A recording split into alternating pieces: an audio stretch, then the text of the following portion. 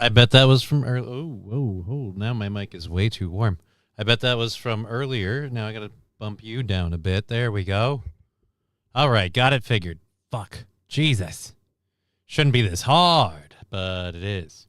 All right, so let's go over there. Let's go over there. Hey, how you doing? I'm here without Digger today. Cripple, how's it going? Great show. Like, oh, good to see you. Good to see you, Rusty Grammar. Game over indeed. We've got a lot of stuff to get into today. A plethora of fun things to talk about. So we have that to do. We're down to $15 for next Wednesday, so it's just fucking cruising along, so thank you. Everything from yesterday already knocked us down there. So 15 and we're done, and on to Thursday. It's just a beautiful thing, and then we're almost 2 whole weeks ahead. So let's see where we land on that. We've got a lot of fun things to talk to you about today while we hang out with you. Obviously, Digger not with us. She might join us in the chat. I don't know if she's got chat capability. She's got some things going on. She's doing some stuff, but maybe she'll be with us in the chat. Let's load up all of the first hour stories. Got a lot of fun stuff for the first. No Digger, I trigger. Look, dude, it's not that I didn't try, okay? It's not like I didn't try. I told her.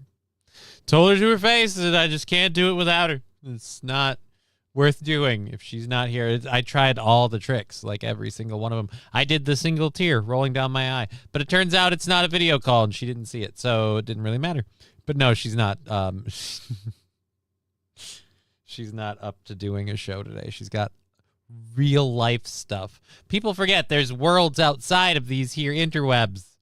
This is not a real studio behind me. So she has real life, real world shit to handle. Finally, the Starmer news coverage the fans are demanding. I don't think anyone was demanding Starmer news coverage. Labglass, the I'm Not Dead Tuesday. Who needs to advertise that they're not dead? I kind of feel like that's a given. You should have to advertise it, like, hey, and then people are like, oh, great, you're not dead. Like, were people concerned? I wasn't aware. I'm sorry. Either way, glad you're not dead. Was there a possibility? Chevy JB, goddamn, you look like a ghost. I kind of do, yeah. It's because the frickin' screens are brighter when you've got more of them going. And I don't get out enough. I will be honest, I don't get enough sunlight. I'm working on that. But in order to get some sun, I have to not be behind the desk doing shows. Oh, it gets difficult. Freak597 saying, how does your AI co-host have a real life? You are taking this cosplay too seriously. She's not an AI co-host. She's an actual person. Actual person through and through. Not going to finish the rest of the rhyme that popped into my head for that. Did you try reciting a filthy limerick to her, Johnny? I did. It was enjoyed, but not effective. So she enjoyed the limerick. Still no go. As you can see, didn't work in the long run. So I ask you, how well did she enjoy it, really? Kentucky mom case. I kind of don't want to bother with this one now. It's a little late for that. A mom in Kentucky is arrested for literally giving her son a tattoo dot with her tattoo gun after her toddler requested it. I kind of had mixed feelings. Because, like, on the one hand, you did tattoo a toddler. On the other, you know, nowadays, what we consider toddlers okay for deciding. It's just a little dot. It'll fade. It's not a big deal. Hello, my people. Well, hey, King Kong Dong. How are you? Police asked if she had given the 22-month-old a tattoo on its arm. McDaniel confirmed that she had done so while tattooing her leg when the child walked up, stuck their arm in the way of her tattoo gun. Police reported that the child had a black tattoo dot on its right forearm with redness around the area. Several witnesses at the scene confirmed She gave the child a tattoo and that the child requested it. So what's the big deal? This is not arrest a mom worthy fucking thing. Why are we arresting a mom for doing that? Hello, my people. King Kong Dong wants to know, where can I get that fine piece of musical equipment? You have to ask Mr. Q, because this month's studio sponsor is Mr. Q with Mr. Q's Didgeridoos. Feel the wind of the South Continent blowing, hopefully, right at your face. Sent a trophy, a goat trophy for 100 jewels. Well, thank you for that gift. Thank you for the goat trophy. I don't know how to math the jewels into everything. I will figure that out. Balls Deep sent a star for 2 jewels. So yeah, I have to get enough jewels. This is one of these weird things where like YouTube is trying to do a Twitch thing with the bits, but it doesn't make sense. Because like the jewels go to rubies and the rubies go to money. So Twitch, it's just the one, the bits go to cash. And there's like you can... Fuck. All right, so we'll figure it out. Because America's law enforcement takes every opportunity to destroy the lives of Caucasians, the special emissary. Well, you're not wrong. In this case, the mom is a Caucasian. It's a Kentucky mom. YouTube and Rumble need a hype train system. I don't disagree with you there, St. Caesar. It's like a nickel. All right, so we'll add that up over time. But then the 1,000 jewels, that's got to be like, if 2 jewels is like a nickel, then the 1,000 jewels got to be like what, like $10, I think? I don't know. We'll figure it out. We'll figure it out.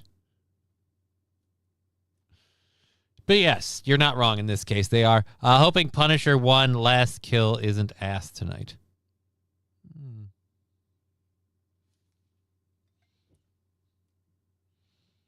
I wonder if does it start, is it before? It kind of looks like it doesn't even involve the Daredevil stuff, so I don't know if I'll go with it. I'm really kind of annoyed that we left Frank Castle pretty much breaking a guard's arm on his prison cell door, and we just never, ever get back to what happened from that little encounter. And reports are that they're going to use John Barenthal later, so it's like, well, we can't kill him. What are we going to do? Penny per jewel, look it up on Friday. Looked it up on Friday. Penny per jewel. So then that's $10. So I got to figure out how much of that I get with the rubies. All right. It's tried to wrap his story up, but clearly it doesn't, as he's in Spider-Man. What is there left to, like, no offense, what is there left to wrap up on it? Didn't we do this in the Netflix series with the whole, he had people and they did a secret covert op thing. They tried to murk him. He went after the people, found out other people were controlling the people and went after those people. I thought that we were done. It doesn't go further from there. Okay. Whatever. I don't know. I don't mind John Barenthal's Punisher. I just don't. I don't know if I'm going to want to watch it. Like, it's gritty. It's and it's like I've had a lot of it, so I don't mind him in other stuff, but we'll see. I'd spent my 1K jewels in one load. Just Googled it. Okay. I don't know. I spent my 1K jewels in one load. Just Googled it. Cyclops is coming to Rivals. Cool. I still haven't gone back to Marvel Rivals. PvE mode hasn't done enough to get me. I'm not back at Marvel Rivals. Why is no one talking about the Disney cruise ship? The one we talked about the other day where they found a whole bunch of pedos? That one? Like, no one's talking about it now. I talked about it yesterday. Do you want me to talk about it again? It's not like they found more people. They found 28 people. I think some of them from the Philippines. And like I said, Disney's going to go, we don't control the people that hire the cruises. That's a third. They're going to hide behind a fucking subsidiary company, I bet you. And they'll say, we're not responsible. And then the subsidiary company will take the hit and whatever. And it's all good. And we don't have to ask any questions about the remarkable number of adults on those cruises with no children. Because these days, how can you afford to bring kids? They found 28 Goof Troop members. I I don't know about Goof Troop. They found 28 people. It acts as a 48-minute standalone story set within the MCU that bridges his appearance between Daredevil, Born Again, and future projects. Okay, so it will, I imagine, broach the what the happened to Frank Castle. So, balls deep, Pinocchio was victimized by a boatload of Geppettos.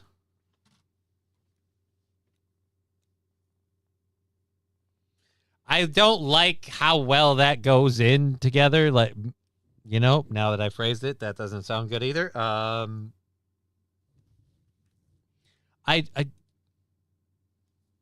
don't like how nice that fits.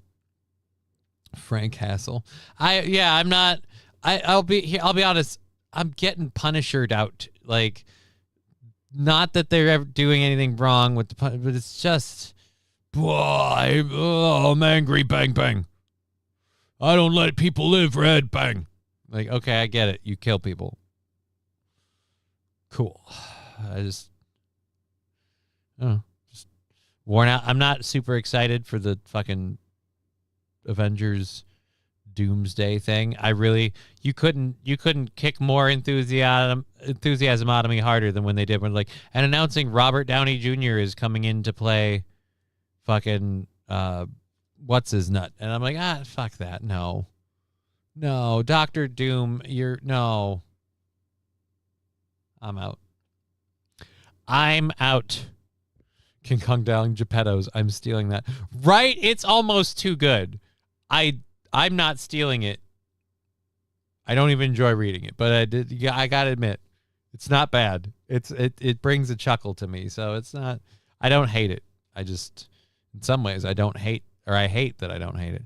Captain Hydra as well. Yes, again, more enthusiasm out the window. So Disney's doing that thing that I got sick of everyone else doing, which was why the Marvel Cinematic Universe was nice. It was one overarching story, like chapters of a book. These movies were each a piece of the puzzle. You could use them in part or in whole to tell a whole story, and there you were. Now we're going, well, we don't have anything to go on, and we can't draw from the well, so we're recasting the same actors as different versions of the characters they played, or different characters altogether, and just bringing the same.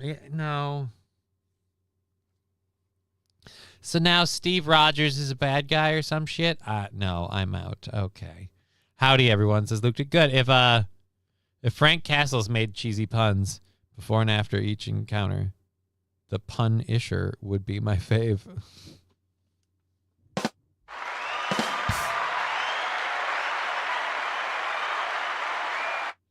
The pun-isher. Get it? Because he punishes, but he punishes with puns.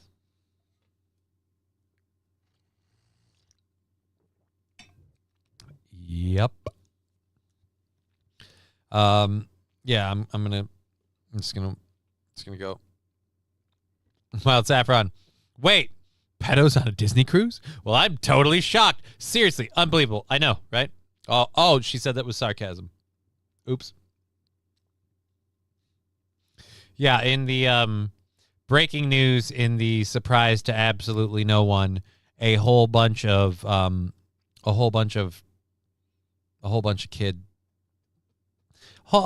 people who are gross wanted to be around the people they get gross over. And yeah, another reason why I'm never ever going to be a big fan of taking my child to a specifically child-oriented event. It doesn't matter whether it's Bluey, Disney. I'm never going to be ooh, I can't wait to go here, because I'm immediately no matter what happens to me and my daughter, and I will do everything to keep her absolutely safe. I'm I know there's somebody here. And I probably can't spot them. It's not like you can see it on them like a neon sign, but there's somebody here who's just creeping, and I want to tell that person to go away. Disney Club 33, look into it. Best kept secret. I don't know that I want to. Carrot Top should be the next Punisher. I don't think Carrot Top works as the next Punisher. Is he still super jacked? Because he could, if he's still he looked almost roided up when I was younger. Way to touch down that pun. You're welcome. RDJ and Chris Evans is back. Where? What? Yeah, we already covered that. All it's missing is Scarlett Johansson. Well, thank God they killed her to make the Infinity Stone, so she's like forever dead. And then Disney, in the biggest dick slap of all time, let her make a movie about, like, we got a Black Widow movie after Black Widow was killed off.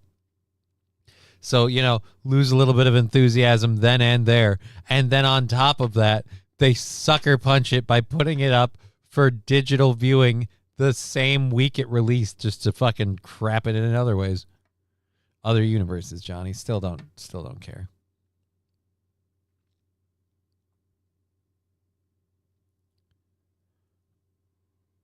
That St. Aaron, that's horrible. That's horrible. How is that not like, oh, the Disney lets you hire princesses? That just sounds like slavery to me, or sex workers. It doesn't sound safe. You can hire a princess. I'm going to put that at the capital of Grosstown. Look, if you and a loved one are into some sort of private role play in your bedroom, that's between you and whatever fluffy Jesus you worship. But the idea that you're going to go somewhere to hire a random stranger in a princess dress because she looks like a Disney... Ooh, now we're getting a little... Oh, mama. Oh.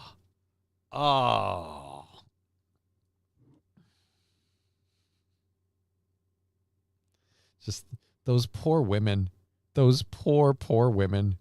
I hope to fuck they were all adults and none of them engaged in anything.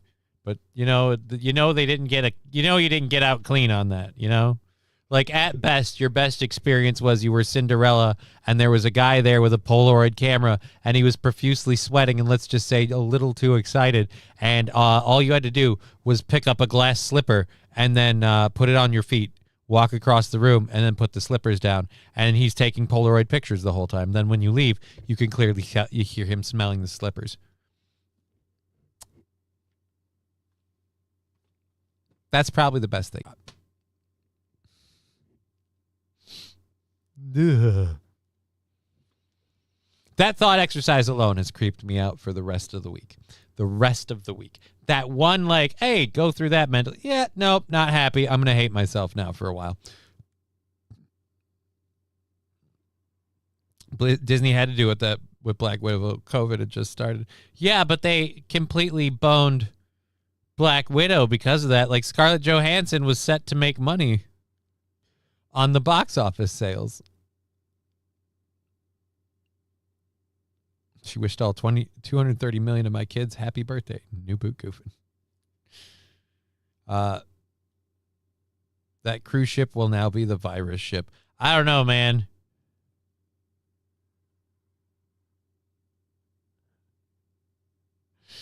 Oh, Brian.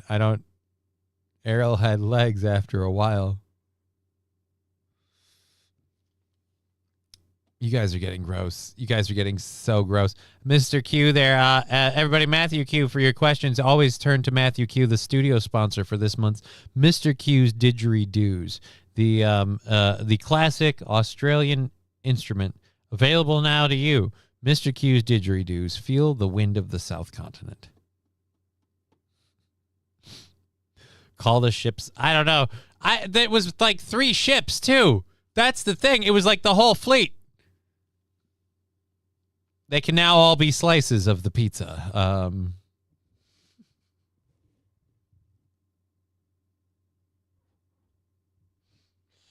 Well, we've got 4 ships. They're each a slice of the cheese pizza fleet. The cheese pizza fleet. Come take a cruise to jail. Again, I had so many reasons that I didn't want to get on a cruise way before we added possible child predators to the list. Hey, buddy. Here, let me get my legs up.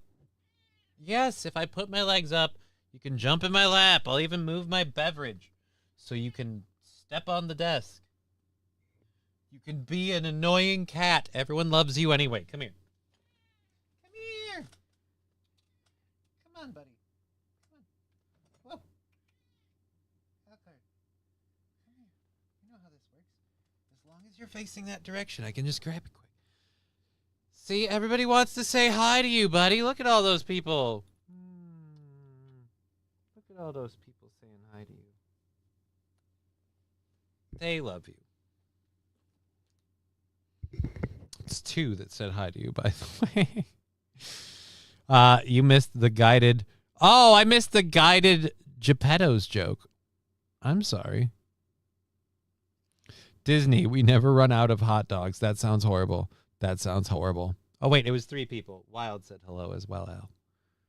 He's getting his afternoon scritches. I'll also move stuff. There you go. You can sit on the desk as you like.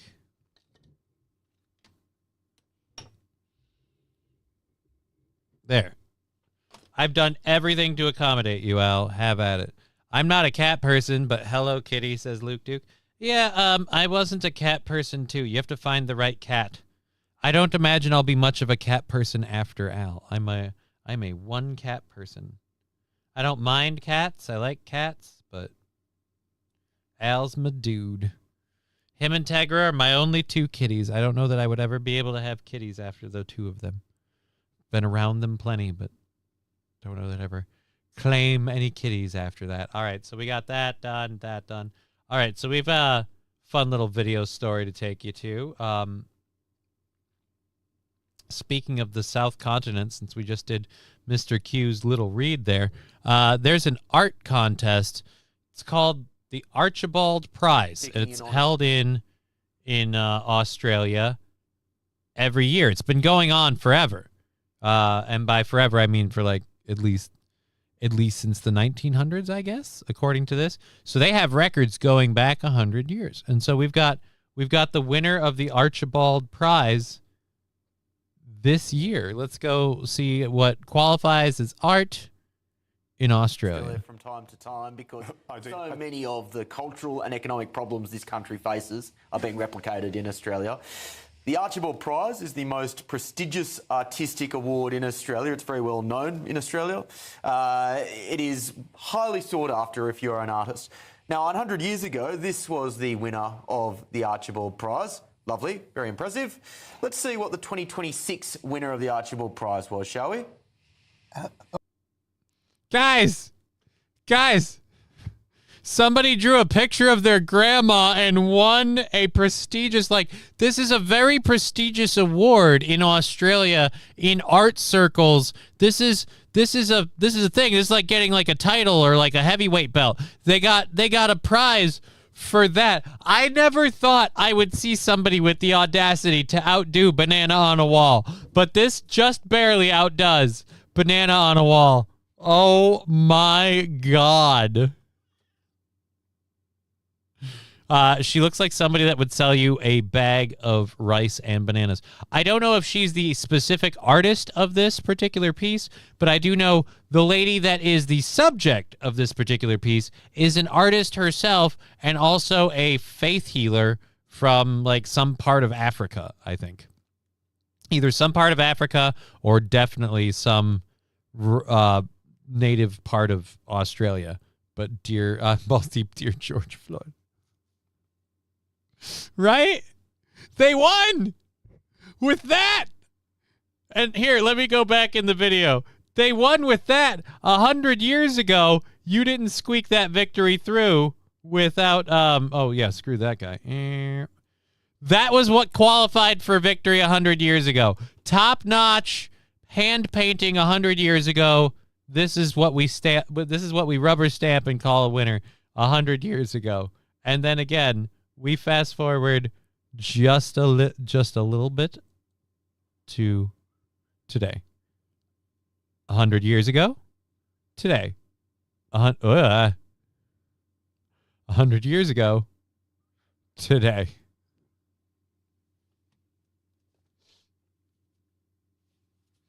We're done, guys. It's over. Pack it up. It's over. That's what Do they go over the second place winner? Or they just cover it? Yeah, so... Ooh, a nice little side-by-side there. So, yeah, here we go. Boom. I received my knighthood back in 2005 from the United States Army Cavalry. You did? They can do that? I didn't know we still had an army cavalry, but I never whoa. King Kong dog. Johnny, seriously, wipe that shit off your screen. Oh, wait, that's a person. Yeah. Well, I mean, it's supposed to be a person. That's the worst part of this. You're doing a piece to draw attention to a person of color, I guess, and you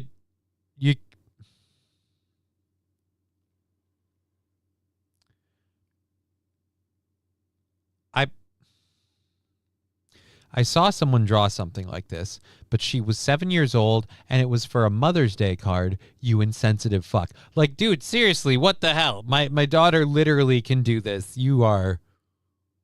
Oh, boy. Yeah, the army still has horses. No shit, really? Damn. I don't mean to be rude. I feel like the army still having horses would be like the army still having, like, the old school... rifles, like eventually technology moves up in the world. Motorcycles, cars, tanks. Holy shit. All right, I have to do a little toot for that. Numero uno Josh Denny fan with $50 saying Johnny boy. Numero uno Josh Denny fan. Over on Rumble. Holy cock-knocking Jesus. I am so grateful. So grateful. Holy fuck. All right. I don't have anyone to ring a cowbell for, but that's a $50 dono. I feel like I got to do something. So, cowbell, moo.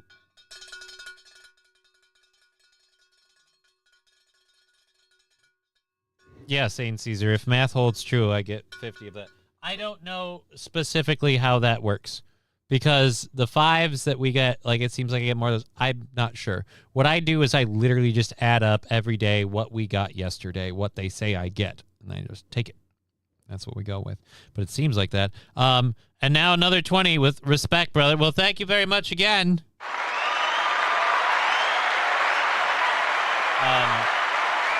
I'm very happy for your life apparently going very well, and you can help support this little program. I'm incredibly grateful. That is immense. That is huge.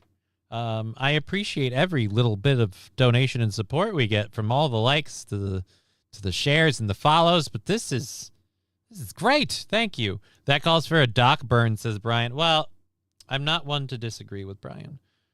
I'm worried that a Doc burn might be a bit of a big one. All right, screw it. I was getting a little one ready because I use that, but you do have a point.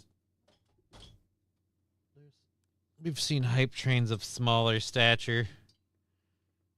So let's clear this out. Let's clear that out.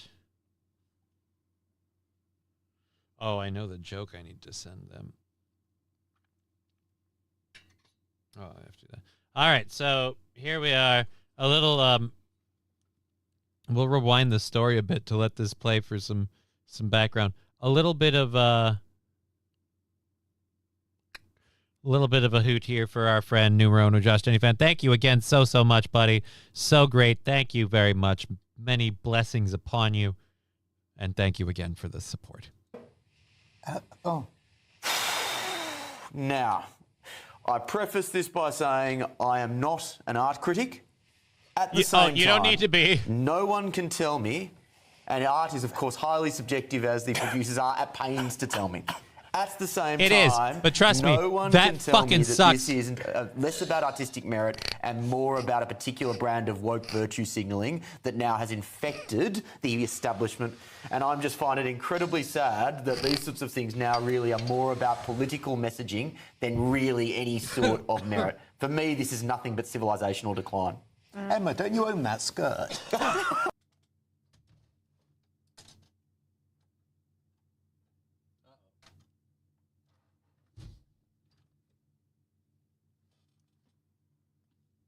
It's official. I don't I have too many Legos and I don't have enough places to keep them. Definitely a Burns' special atmosphere. Well, we got that burn in there for you. Numero uno, Josh Danny fan. Thank you for that support. That's immense. Holy buckets. Wild Saffron saying to Red Scooper, why I can't figure out why all the pandering to the blacks, constantly showering them with awards and praise. If it's to make whites jealous, it's pointless. We won't ever be. Right. It's weird. It's almost like all of the people selling this shit are fucking snake oil salesmen pulling a fast one to get money, support, donations, contributions, whatever they're after. The people that buy into it are just useful idiots. Hi, how you doing? Not that I buy into it, but enjoy it for those of us who can't. I enjoy all of you guys being here. I'm very grateful. That just makes our life immensely easier, and we just go on with it. Now, Johnny, if this happened in the U.S., the rage that would come in what? What? Like, if this was voted in, what rage? There'd be no rage. I mean, it's art. It's art. You can't stick it one way or the other. You can always just go, that's that's why you're not an art critic. All right, open image in new tab. Oh, dear Lord, that hoot is still hanging with me. Open image in new tab. Okay.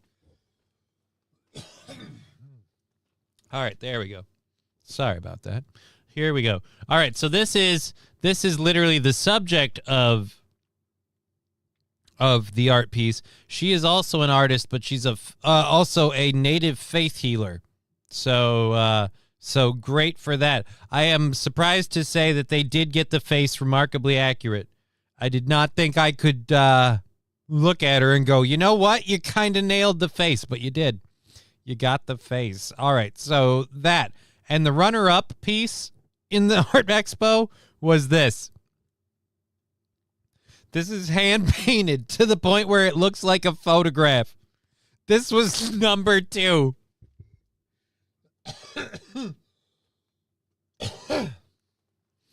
This was number 2. Let me go grab the link for that piece again. All right. Can I get the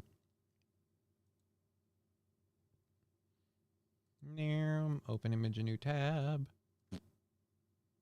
Okay, and then you go here. Okay, now we got it set up. Boom. Second place. First place. Can I minimize this? This is almost too big. Second place. First place. I'm sorry. If you're this person, you did something. You broke a bottle. You smashed a door. You broke something that day. If you are the person who spent the time and the effort to paint this by hand and you lost to that, oh man.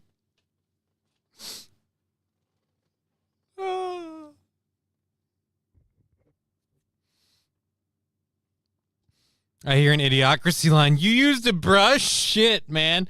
Hey, everybody, this dumbass used a brush. Like, right? It's, oh, my God. It's not even funny. If you told me this was like a 6-year-old submission, then I'm like, okay, we let the kid win because we wanted to be nice, and he showed us a picture of his grandma or something. But, no. We have this one that you could argue is a piece that argues about modern-day poverty and the decline of civilization. It's almost angelic, but it seems like it's depicting a person who's living in squalor. So it's just kind of like, all right, we've got something to do here. What the fuck?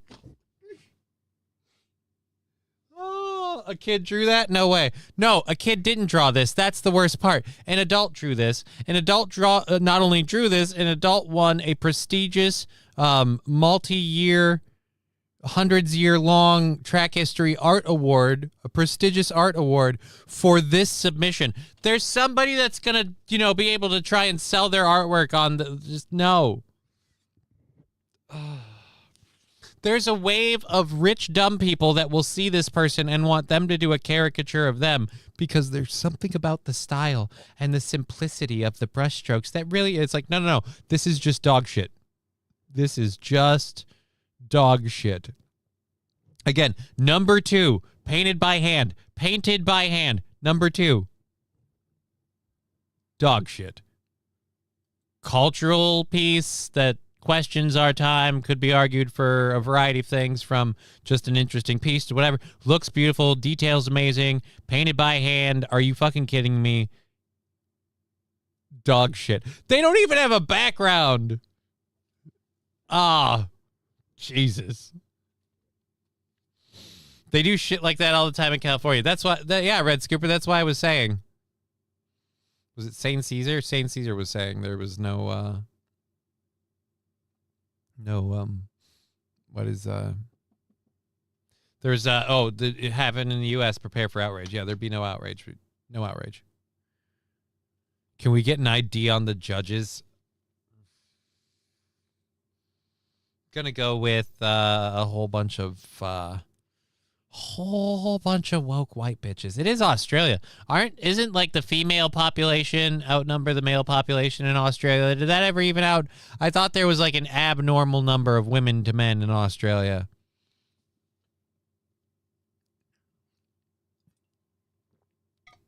But that's when I was younger. If I remember correctly, when I was younger, they had a male deficit. So you had like a better chance if you went to Australia.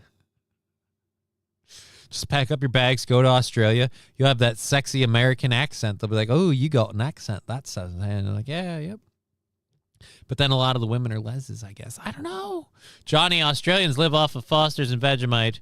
You have to forgive them. No, I don't forgive anyone that lives off of Vegemite. But if half the women look like men and can beat you up, then technically, does it count? That is an excellent question, Mr. Q. Yeah, dude, there's more chicks than dudes, but their clits are bigger than your dick, so who really cares? All right. You ever seen a biological lady pee standing up? I have, and it horrifies the shit out of me. They do that without batting an eye. Dear Lord. I saw a lady enter the restroom and use a urinal with more precision than I have ever had. That is horrifying. Looks like they used Microsoft Paint. I still have it up. Let's flip over. This literally looks like they used fucking crayons. Again, crayons. And like I said, at this prestigious art festival, the judges had the ball-licking audacity to give this guy number 2. A picture that at first glance I would believe is a photograph. Amazing detail. Shading. It tells a story. You can't tell if he's OD'd and dead or just half asleep. It looks more like OD'd. But still, there's a variety of messages and things you could take from this. There's something to take in. There's pieces to analyze all over. And our winner is a doodle of grandma.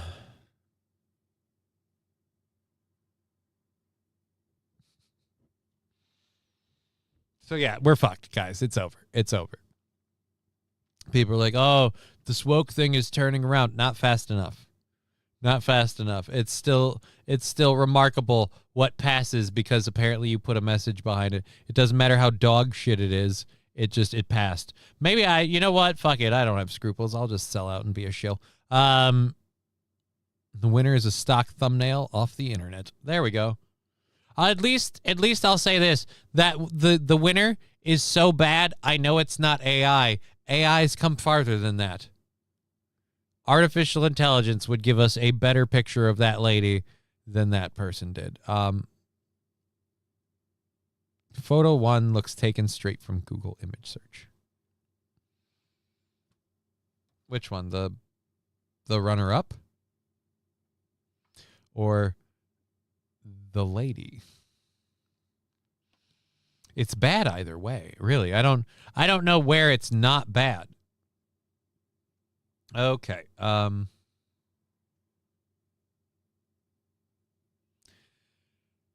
This story I heard about yesterday, it's a quick little rip and read. We'll get through. California mayor is pleading guilty to spying for China. I heard about this yesterday because, let's see if we can find a video. Because Digger perked up in her seat and started doing that thing where she is like, ooh, ooh, ooh, ooh. It's vaguely reminiscent of like a Night at the Apollo and the same kind of like hyper attention a little dog gets when they have something they want to show you or if they have to use the potty. So it's just like, it was weird, but it's what she does. It's cute and I love it. But so she was telling me about this last night. Mayor.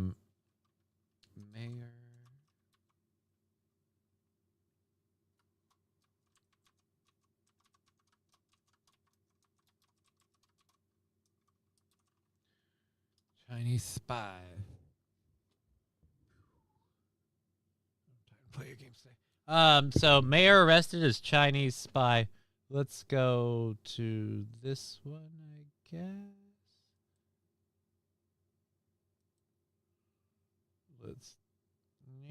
In California. This morning, growing national security concerns after a Democratic mayor in California admitted to secretly working for China.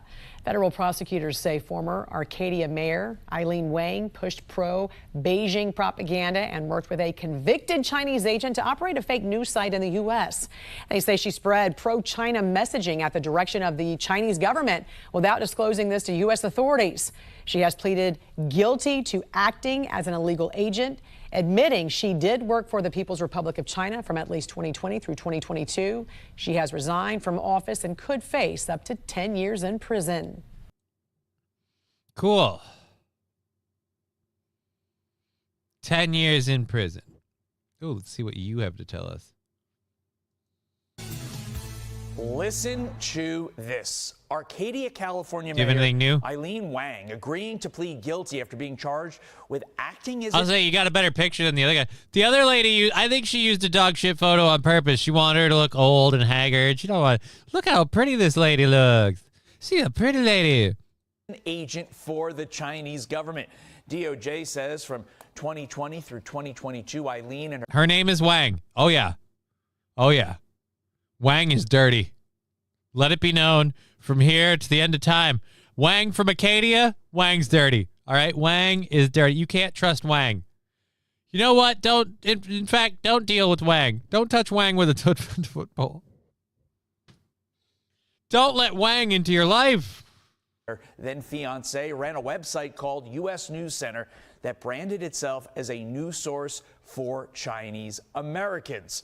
Wang resigning after the charge, quote, "The decision is personal in nature and does not reflect my love and commitment to Arcadia, which will always remain strong." What do you mean personal in nature? That's personal in nature how? Like personal in like we personally caught you?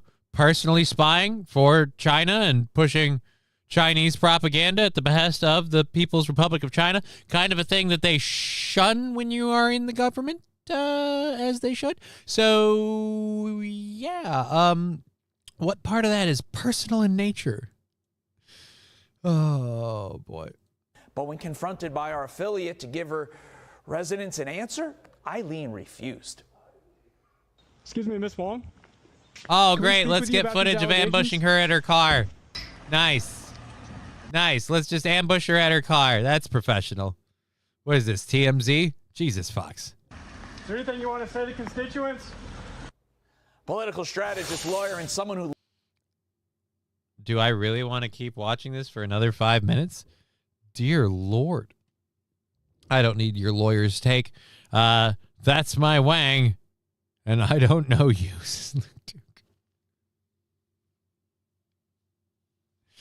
Oh, Brian, dear Lord. I'm not reading that one out loud, sir.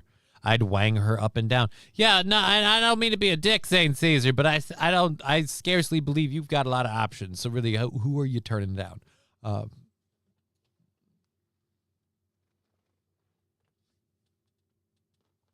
And let's not forget the most important question of all. Does Wang have any interest in wanging you up and down?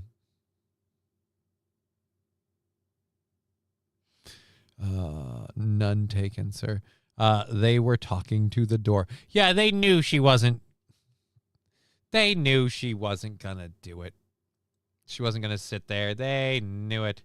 They knew it. They knew it all along.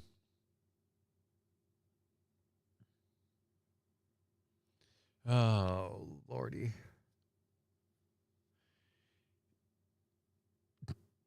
Eileen Wang. Just again.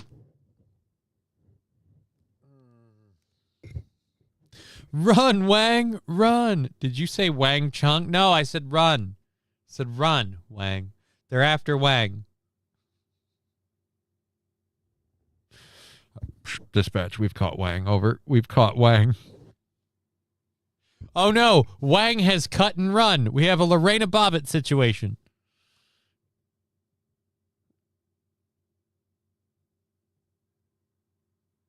Sandy Squatch saying, sure, why? I've never thought of this before, but I wonder if Maury Povich ever asked his wife if he could Wang Chung tonight.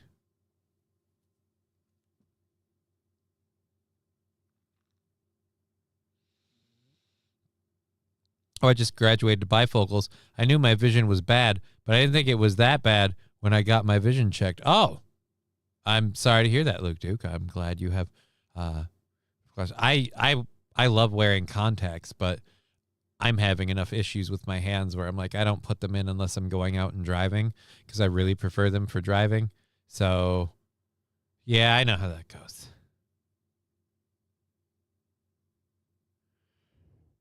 Well, you got by with the reading glasses till now, and congratulations on upgrading to a full-fledged prescription. Welcome to the world with 20/20 vision. Your vision is working. Don't worry, sir. Your vision is perfectly fine. We just all live in a hellscape.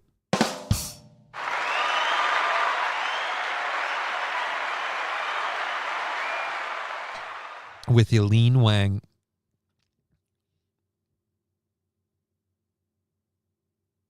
Whole new meaning to wanging off. I don't know if I've ever heard of wanging off, St. Caesar. Feels like a bit of a stretch. I don't recall ever hearing of wanging off. So yeah, she's done. She's out, but maybe 10 years in prison. Does China do anything? Do you get Wang if you're China? Do you off Wang?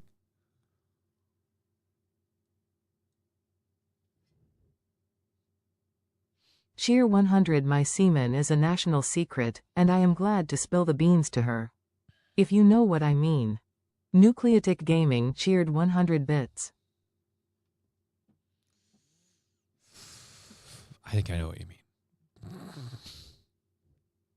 I'm sorry, I couldn't no sell that long. No, that's kind of funny. Again, I don't think she's interested. Look. If Wang wants to stick it to you, you'll know. But until then,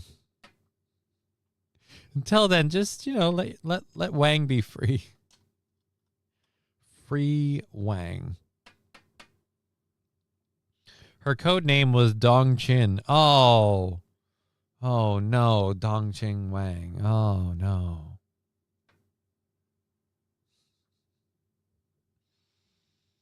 All right, I've enjoyed Wang as long as I can. I can't think of anyone else to do. Is her husband Wong from the Avengers? No. Her husband or fiance? They didn't specify. There's fiance at the time, so I'm guessing they didn't get married. But it was apparently the Chinese spy. I don't know if it was Wong, but if his name was Wong, then they should have gotten married just so they could have the Wang Wong wedding or the Wong Wang wedding. Who wouldn't want to go to the Wong Wang wedding? Where are you going tonight? I'm going to the Wong Wang wedding.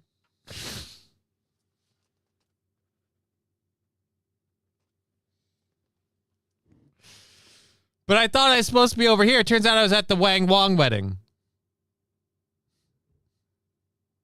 I want to go to the Wang Wang wedding.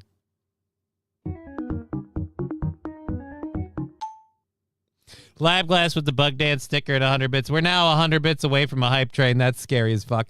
We've had a lot of amazing support today. Thank you so much. Numero Uno, Josh, Denny Fan, and others. So that could happen. I'll have to keep a weather eye out for that. Wong and Wang needs a TV show now, right? Two cops from another land unite to solve crime in this one.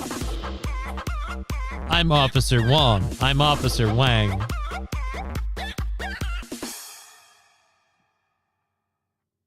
Now detectives Wong and Wang will test their fortune cookies in L.A. Head on. Apply directly to the forehead. Yeah, don't let me pitch the idea. That's fine. We have 2 minutes left. There's a chunk of stuff in here. If someone else throws in, it kicks into a hype train, and that all counts. So 2 minutes left to make a strong jump out hype train. Dang, Wang. Oh, no. See, now I just feel like we're really, really ignoring the important part about a Chinese spy just because her name was Wang.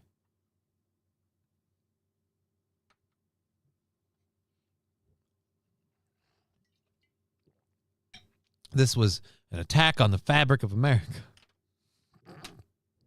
Her name was Wang. Wand Gang Unite. I don't know what we're talking about.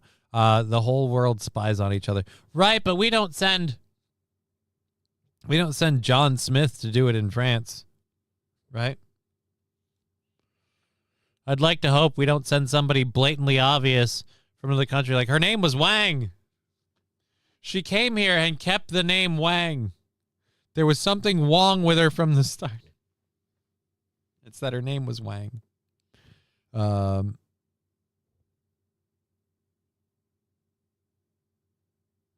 Rusty Kramer, serious question. The best answer I can give you a question, something to do with sunlight? The amount of sunlight, the bright areas? I don't know. Scotland forever! All right, we now have 3 minutes for this hype train because it's gone even further. So it's teetering on the verge with 3 minutes left to launch it. What's Wang's Chinese food order? I don't know. We send Jamal to Iceland to spy. Oh. Well, then, who else would you send, though? Hi, I'm Bill from the Midwest. I'm just up here to live in Iceland, don't you know? Like, it's just, I don't know. Who else do you send? I'd like to think that we use movie stars to do our spying for us. The CIA should recruit people like Nicolas Cage and others to do all of our international stuff. They could just walk in because they're famous. You send Magic Johnson with his money. Oh, yeah, dude, didn't we send Dennis Rodman? Was Dennis Rodman like a CIA op, or was he just really good friends with Kim Jong-un or Il? Brian, I see nothing wrong. I see nothing wrong with running a news station. I think you mean to say, I think you forgot some words there. I think you mean to say, I see nothing wrong with Wong running a news station, but that is a bit of a tongue twister, so I understand how you could have forgot. Whoever we send, it better not be our best. Oh, God. Can we send, well, as long as it's also not Australia's best, as we found out earlier in the show. Australia's best is shockingly bad. The Rock is our Polynesian spy. Okay. 1.5 minutes left for this hospital hype train to launch off. We'll see if it goes. It doesn't look like it's going to, but hey, if it does, we're ready to go. So we'll see. Magic Johnson, again, I feel like you don't send Magic. I know we sent Dennis Rodman. I don't know if The Rock or Magic Johnson. I would have said P. Diddy, but, well, now the whole thing's out on him. We need to send Mark Wahlberg to Japan. Didn't we, I don't know that we sent, but didn't, like, Ben Stiller go to Ukraine? Does that count? Dennis Rodman was once invited to North Korea for a visit. Didn't he go? I thought he went, like, once or twice. I thought Dennis Rodman went to North Korea. Even if it was the one time. I could have swore he actually went, though. If he was invited. I know he was invited, but I could have swore he went. So I guess we could look it up if we really care. But that seems a bit much.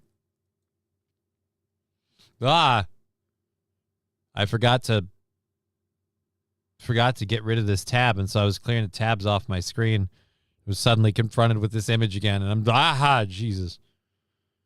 That's no offense. That's something when Grandma opens it on the other side of the construction paper, it says "Happy Birthday, Grandma," and she thanks you so much for the card, and then we never ever see it again.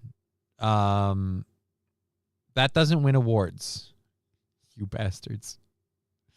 Fucking Australia. All right, we have this scandal. I don't know if I really want to.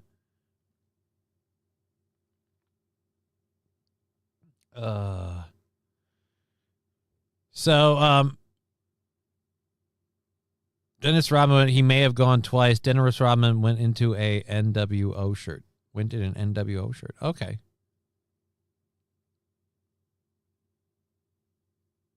Okay.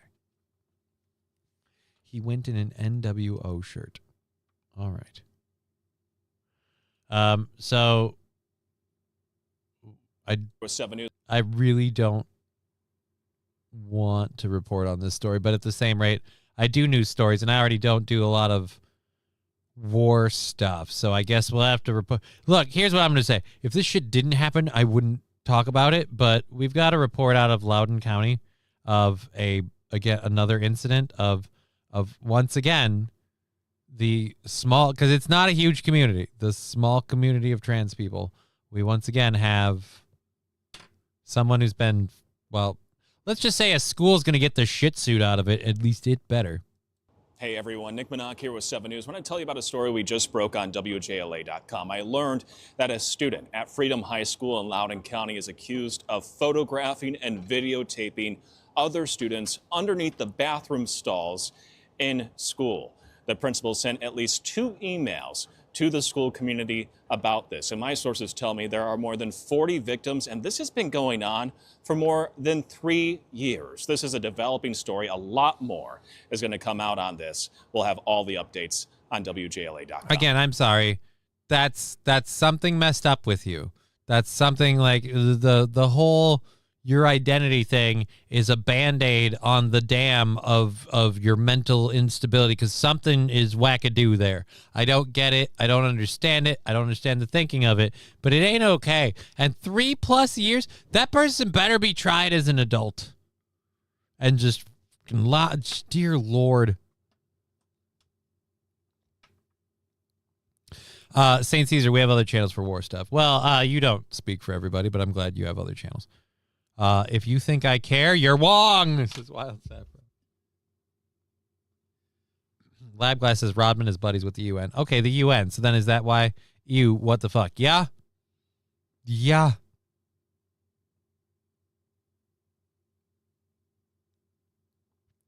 What the fuck is right? Again, it's just, I didn't want to, I wasn't looking forward to that, but that was in the thing, and I'm like, I'm not going to push this away. We'll just get through it quick. But yeah, Loudoun County student, 3 years for this shit. And this isn't the first time in Loudoun County. It just, I'm so, the transperiment is not working. The experiment has failed. I bet that kid is a millionaire now. Which kid? Huge market for this in the USA and Israel. Market for what, Special Emissary? For the... No, Ugh. Oh, he's saying that. Yeah, no, then that's again, evidence in the prosecution. Like, that's a negative. Negative, Ghost Rider. You are not about to be like, I made fat stacks off of fucking gross. No, and no. So, I I know it's the springtime, but is the wood chipper available? Like, what's? Oh, yeah, I pieced it together when I was talking, and I kind of, yeah, it. Let me put it this way: I was horrified to figure out what you were talking about, because you are probably right, and that is, again, in my opinion, another notch in the guilty column. No, thank you.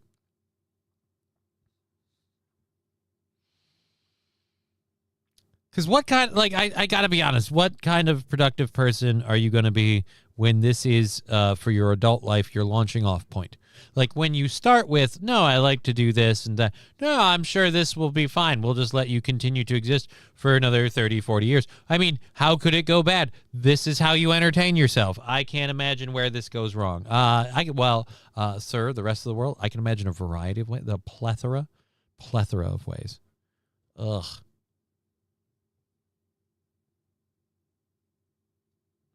Yeah, Wild Saffron. I won't read that out loud, but I don't mind your idea. Kim Jong-un, not the UN. Oh, he was buddies with Un. I just assumed you somehow got the space capitalization wrong.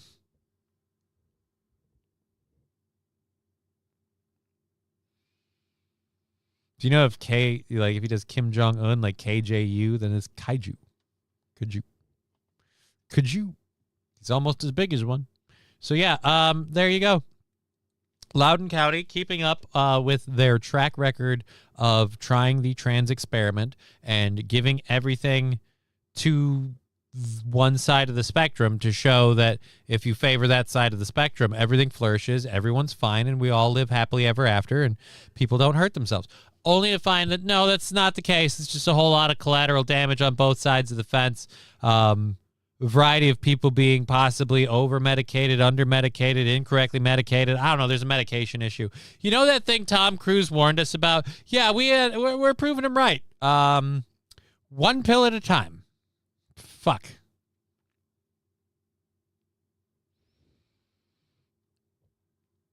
But yeah, I don't believe the culprit in that should be given any quarter, like full.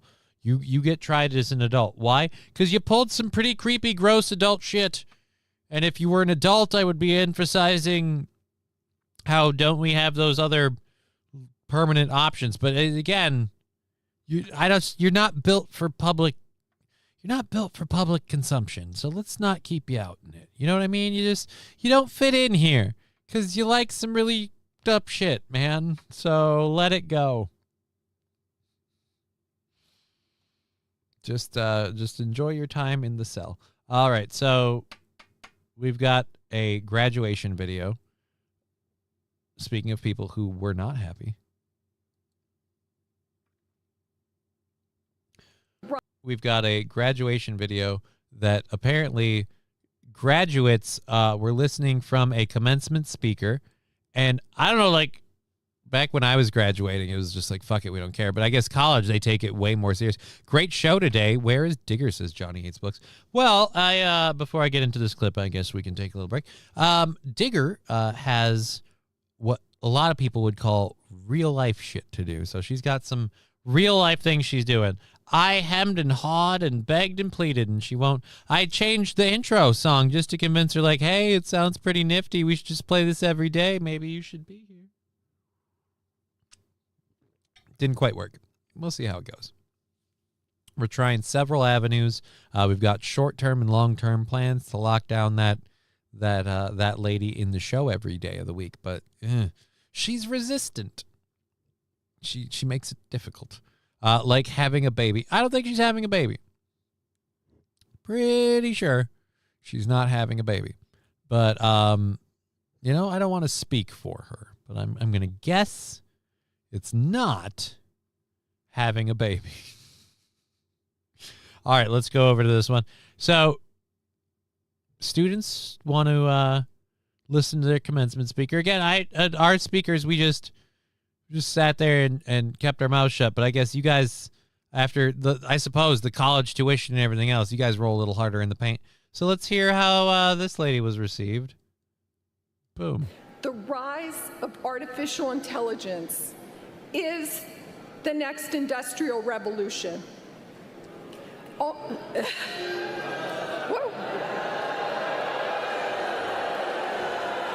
They gave you a chance, but that is the next industrial revolution. I mean, it sounds like they are not happy about that real life shit. Diarrhea or constipation?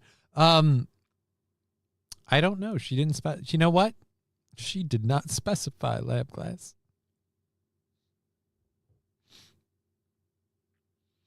Is this a new pastor speech? No, this is a lady at a commencement speech.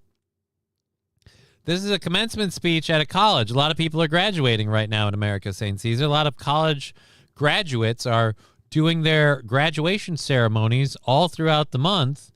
Some of them have different time. High schools tend to finish up around the end of May and first week of June at the very latest. But, the colleges kind of wrap all their stuff up right around now. Now's when they're clamping down. So, play. What happened? Okay, I struck a chord. Yeah, they're not fans of AI. A lot of them went to like school for programming or art degrees. Like, you saw what passed for a winner in Australia. Like, people are doing hand doodles and that's passing. Other people are having AI draw pictures akin to the Sistine Chapel, and they don't feel like the money is really worth it now. Like, because I've got this degree, what the fuck? Like, AI can do anything I can do, and Chudley Wudley here, who entered a submission with a piece of construction paper and the 16-pack of Crayola crayons, won. So what the fuck can I make that really gets anywhere? Was it an arts college?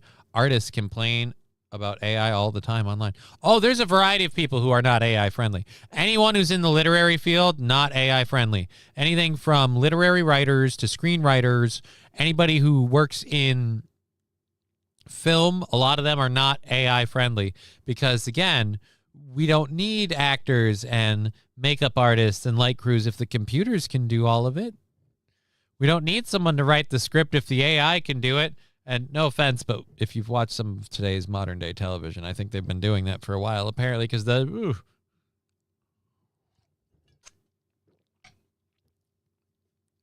So a church you pay for. Quintessentially a college graduation. I don't think college is a church you pay for. You're getting an education. I'm not AI friendly. A lot of people are not AI friendly. These people in particular. One more time. Watch them turn on her. Watch them turn on her. All right, never mind. Is the next industrial revolution. Oh, whoa. What happened? Okay. I literally heard a guy say AI sucks. I struck a chord. May I finish? No, it's a graduation ceremony. Fuck off.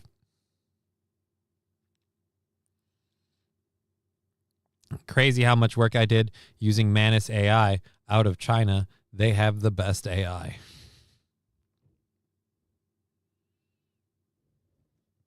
Chevy JB, I'm not AI friendly, but I'm friendly to AI. All that's missing is a beatdown and getting tossed into the audience. But why? It's the audience that's booing her. Who's going to give her the beatdown, St. Caesar? You too much want this to immediately turn into a WWE match. You don't even know this lady. That seems really rude to hope that it turns into some sort of ass whooping just because she said AI and the audience turned on her. I'm of two minds with AI. I think it can be used to a dangerous extent, and I don't trust it. It's getting too powerful. But at the same rate, I can't deny that there are benefits to AI that I don't hate, that I've taken advantage of. So it makes me a bit of a cunt. Blah, blah, blah, blah. The students, Johnny. Yeah, the students give her the beatdown, but why? Alexa doesn't understand redneck anyhow. She's dumb. Yeah, but is Alexa really AI?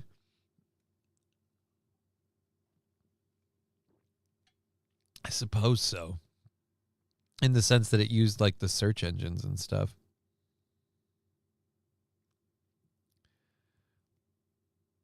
special emissary. Instead of building huge data centers, China's putting them in orbit. Vacuum of space near 0 Kelvin. Yeah, dude, that is that's not a half bad idea. That's actually a pretty swanky thought. Like this thing, like they can't overheat. They're in the vacuum of space. And you build the solar power arrays, they're getting the sunlight. I mean, it's not the worst idea I've ever heard. Where are we building ours? In the middle of Minnesota? Great. That'll do fine. Let's see. College. I'm not A-friendly. Alexa. Who the fuck is that lady? Bring Jim Carrey on for the speech. I guess, ask for Jim. She can't understand why the students don't embrace the AI propaganda of the utopia. She thinks AI will usher into society. Yeah. I don't. I, again, enjoy some of the, cursory benefits of AI. I've used it for music and images at times and stuff, but the more AI gets control of stuff, when we start giving it control of stuff, like drones for everything from crop dusting to what have you, then they start getting control of them in the military. We already have the autonomous robots that we're slowly working into the military. How long until our AI overlords are just in control? We'll hand it all over while we sit on a fucking couch with a bag of Doritos and an Xbox controller in our hand, thinking, oh, AI is cool, and then it'll all be over. But again, I don't think I can fight that tide.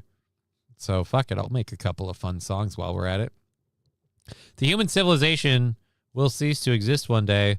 All that will remain are the AI machines and robots that we and the AI created. We will be able to live within AI as a data set. AI is the Matrix, says Los Federales. Well, as long as my legs work, we've got room to talk. Can I pick what the background of my Matrix is? Can I, go... there's got to be, can we make a wild Matrix and I just go live in Silver Moon? We'll call it a day. Deal done and signed. King Kong Dong, they already took over. Oh, shit. Our goose is already cooked. But King Kong Dong, we have the Second Amendment. That'll save us, right? What if I just have a shitload of guns? Can I fight the robots with a shitload of guns? I imagine you don't need a shitload of guns so much as a fuck ton of bullets. I don't know that I have that one. I wish I could crop dust some... Oh. That's a weird wish. I hate that I got halfway through it before my mind read all of it and processed what you were asking. I'm embarrassed that I read that much. Even, dear Lord. All right, so we had...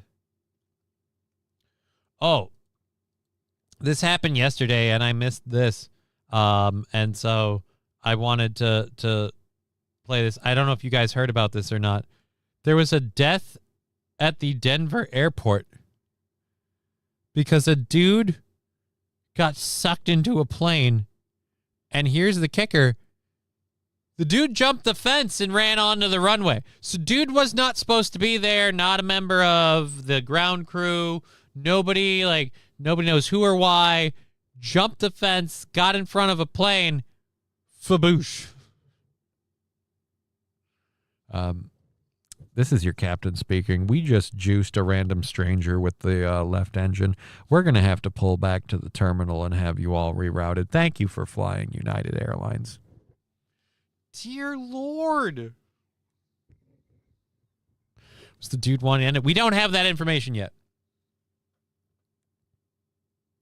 King Kong Dong's Second Amendment died when they told me I can't have dang. So it's on fault. Oh, yeah, this guy's entirely at fault. I guarantee you every insurance company, the airport, the airlines, everybody from top to bottom is going to argue that this dude is at fault for what happened. But we still don't know. I checked onto it today. We still don't know why any of it happened.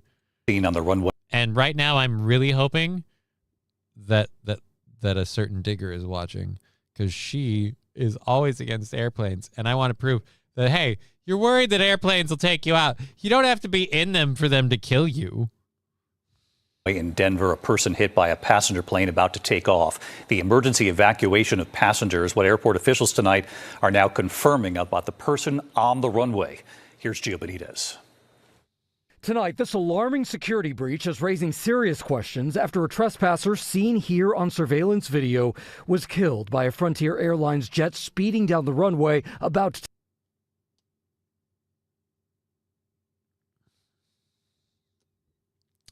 They're not going to play what happens next.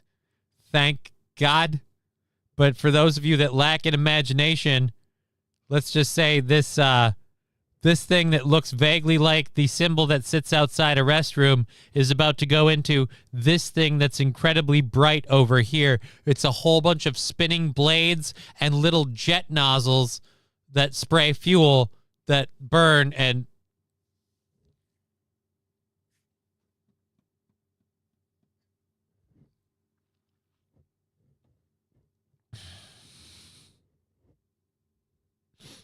just to be clear, no solid piece of this guy came out of that plane. It was cranberry sauce by the time we were done. Oh boy. You can't blame Spirit for this one. No, Spirit's already shut down. Thank God. Plus, how do you blame the airline at all? What was the pilot supposed to do? Stop? Do you know how fast he's going at this point?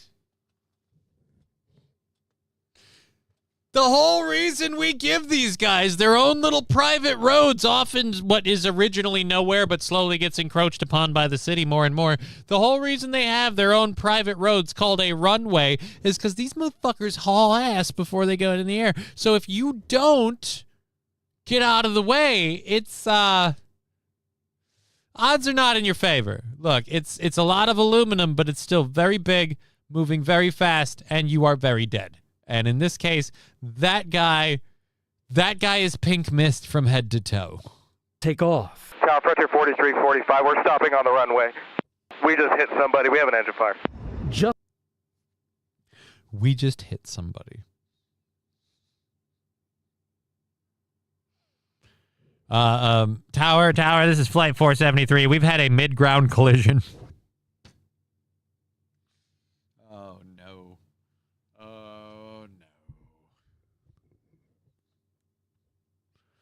Dear Lord. All right. Sorry. Kids evacuated through cooked meat jello. What? As Peter Parker said to Mr. Stark, I'm being beamed up. Kids evacuated through cooked meat jello. To show us in boot camp what happens when someone gets sucked into a jet engine. How do they show you? Do they sacrifice like one of the people in boot camp? Like the guy, like if I was in boot camp, the guy that always mouths off and makes stupid little corny jokes and just kind of like deadpan half sells shit all the time. Like that guy that would get, a massage with a sack full of soap bars at night. Like that guy, like he gets sacrificed. They're like, all right, give me private crutches. All right, motherfuckers, this is what happens when you get sucked into a jet engine. Turn on the engine, Frank. And they just roll them in. Like,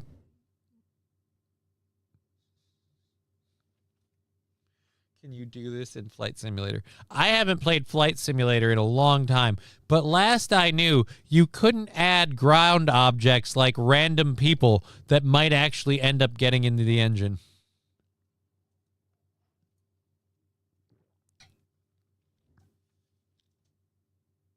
We have a fire. Yeah, you have a fire. You have a fire. You have a technical homicide scene.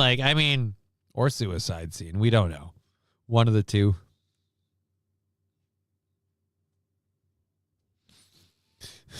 Los Federales. Achievement unlocked. Sucky, sucky, me love you long time. 150 gamer points.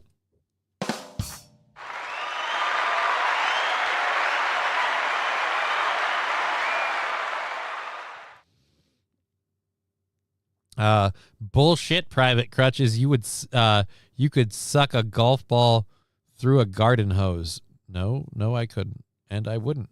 Again, I'd kind of be a dick. And apparently, from all the people that I know that are actual service members, from my brother to everybody I've ever talked to, apparently the way I behave would not go over well.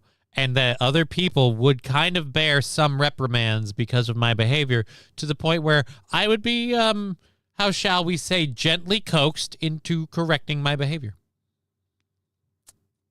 Just got back, but this looks like some awful news. Yeah, it's highly unadvisable to walk near a turbine engine intake. Well, Luke Duke didn't have much chance to choose because he decided to try and cross the road before the plane got to him, and he was a horrible judge of distance. Just before 11:20 p.m. Friday, that passenger plane with 231 people on board was cleared for takeoff. Frontier Flight 4345 Denver, RNF to Go Rock, 417 left, clear for takeoff. At the same time, this person scaled a fence, making it onto the busy Denver International runway just 2 minutes later. They were killed by the plane's engine, the pilots aborting takeoff. The engine bursting into flames and smoke filling the cabin, the crew deploying emergency slides, panicked passengers scrambling, unaware of what just happened. Everybody get away from the aircraft. It felt like, getting in a big, giant fender bender. Denver's airport facilities are twice the size of Manhattan, and officials say they are now reviewing its perimeter security program. It's very expensive to put high security fencing around any airport, particularly one the size of Denver. This incident does not look like it was some random person walking through an open part of the fence onto that runway. It appears to be something much more deliberate. And David, the FAA is now investigating. Many are asking how this person was able to gain access to one of the busiest runways in the country. David. Gio Benitez, who covers aviation. All right. Balls deep. Your injury is not service related. That's why I never made it in. They were killed. What? No way. Yeah, they were totally dead. Reminds me of the ending of the movie Fear and Loathing in Las Vegas. One of God's own prototypes. Too unique to be made for mass production. Too crazy to die. Human margarita. Pretty much, yeah. Yeah, he was tomato sauce. He was, he's worm food.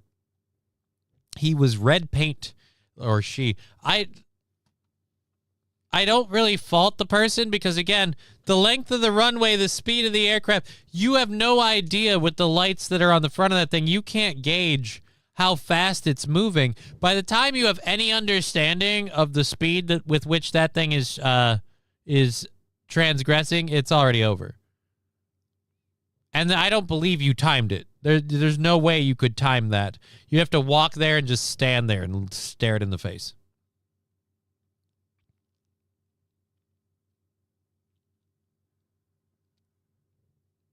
Luke Duke saying takeoff is 150 miles per hour on a 747. Right? And they're sitting at the top of that thing. By the time they see that guy, they aren't going to be able to do dick about it. It's up. We're going to eat that one.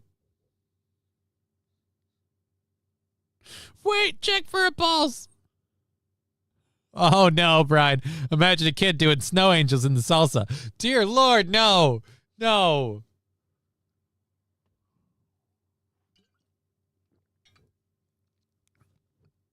People are stomping on the puddles of him because they're pissed that he delayed their flight. Motherfucker.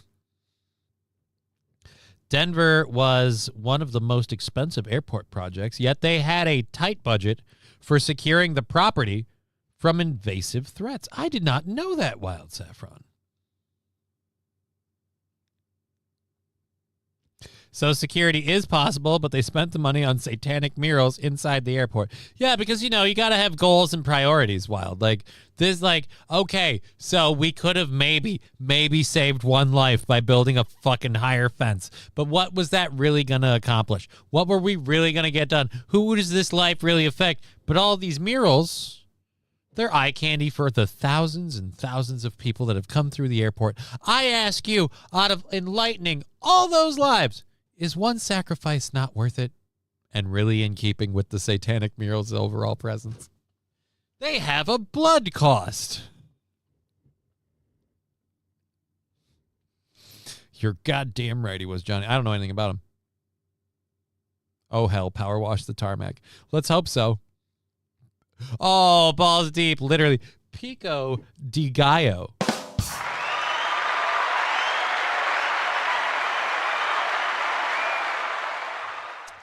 That one's good. You're hitting today. That one's nice. Johnny, you kicked ass this morning. Well, thank you for that support. I greatly appreciate it. Any day we can knock out the goal and have a fun day on the show is a great day for me. So if you enjoy that next time, maybe throw a little something. I appreciate it. But thank you for saying that. That's very nice of you. I'm a professional locksmith, and you can't keep anybody out of anything. One of the first, it was either the first episode or one of the very early episodes of Burn Notice. I loved that show. Michael Weston didn't overvoice that. Well, the character Michael Weston, played by Jeffrey Donovan. I'm turning into, fuck, I hate that. Anyways, so Michael Weston narrates the show. The character narrates the show. And he's just like, says something about a cabinet that is not very secure. He's like, increased security is something like a padlock. And then it shows him pull out a couple of tools and stick them into the padlock and twist and unlock it. He's like, people have too much faith in padlocks. And then he opens it. And the fun fact about that monologue and everything else is a lot of those scenes or not scenes, but a lot of those lines were crafted by an actual, like, I don't know about active, but former CIA agent and stuff, like the expert on the film, so, or not film, the show. So it's just, yeah, people have too much faith in padlocks. As far as the fence, if it was a little higher, he wouldn't climb over it and hop over it, or she. I guess we keep saying he. We don't know the gender. It's really hard to tell at this point. Guy, girl, I don't know. At this point, it's just goo. It's goo. Is it me? Is it you? It's goo. It's goo. Ooh, it's goo. All right, so let's clear that out.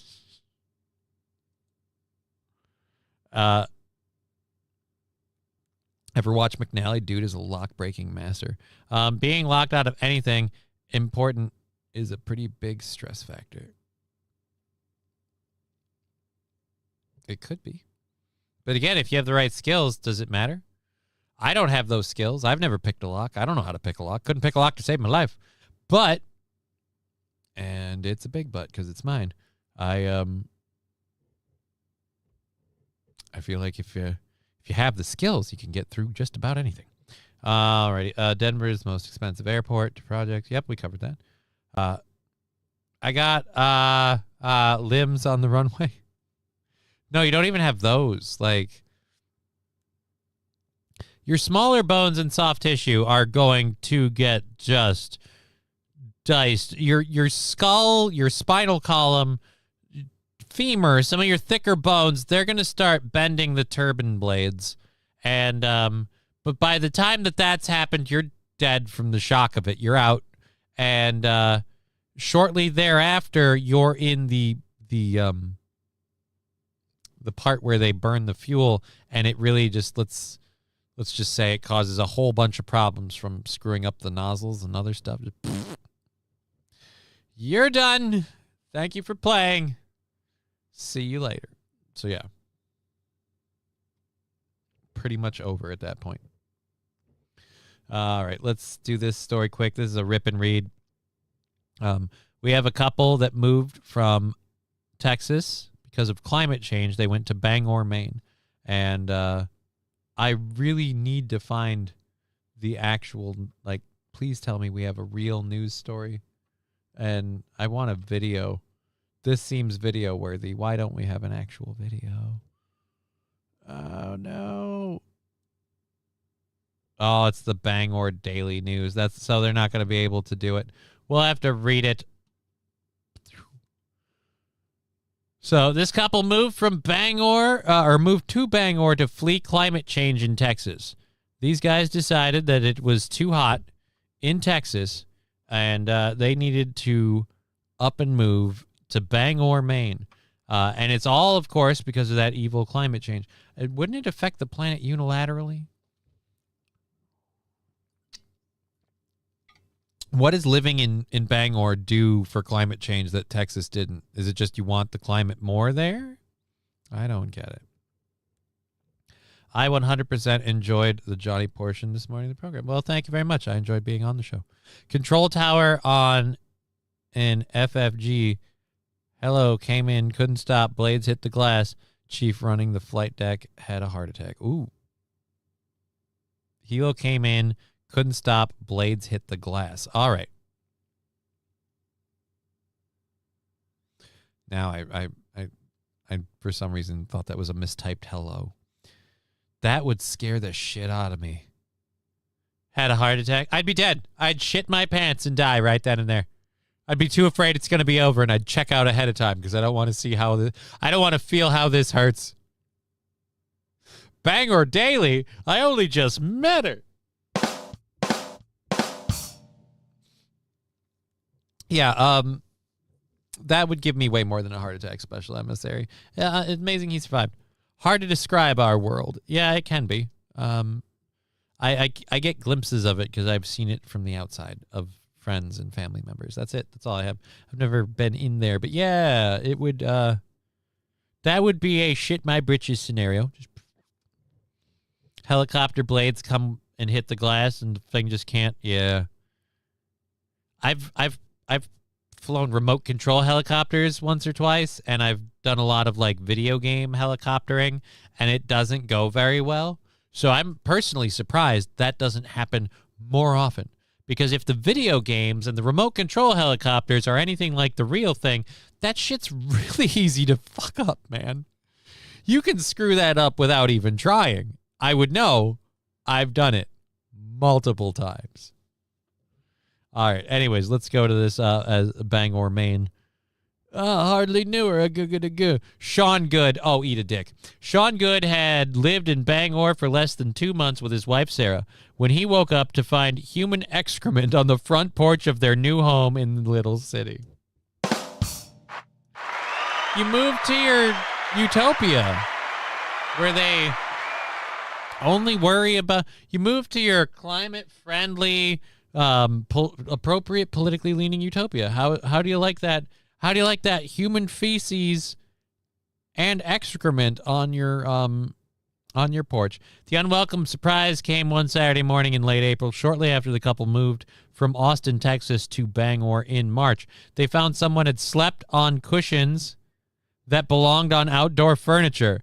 The couple hadn't yet unpacked and defecated in several areas on their porch. He marked his territory.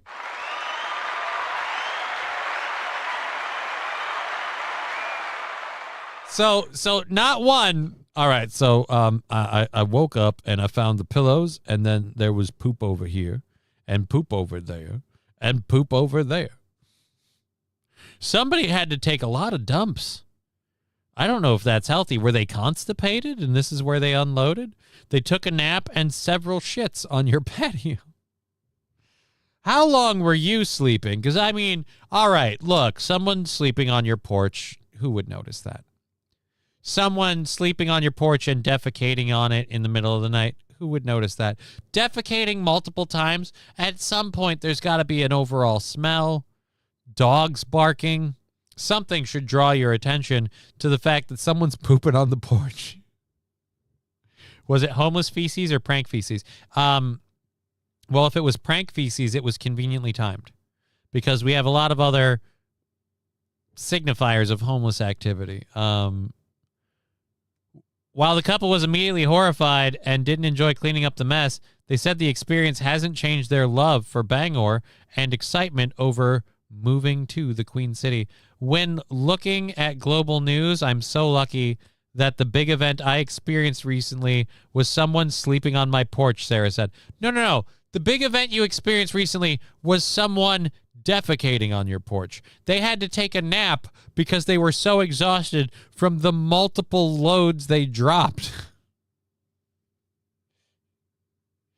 This person shat on your porch so hard that afterwards they couldn't be bothered to go home. They got to take a nap first. They need to recoup some energy. They really crushed this from the core. This isn't your run-of-the-mill hobo. Oh, no.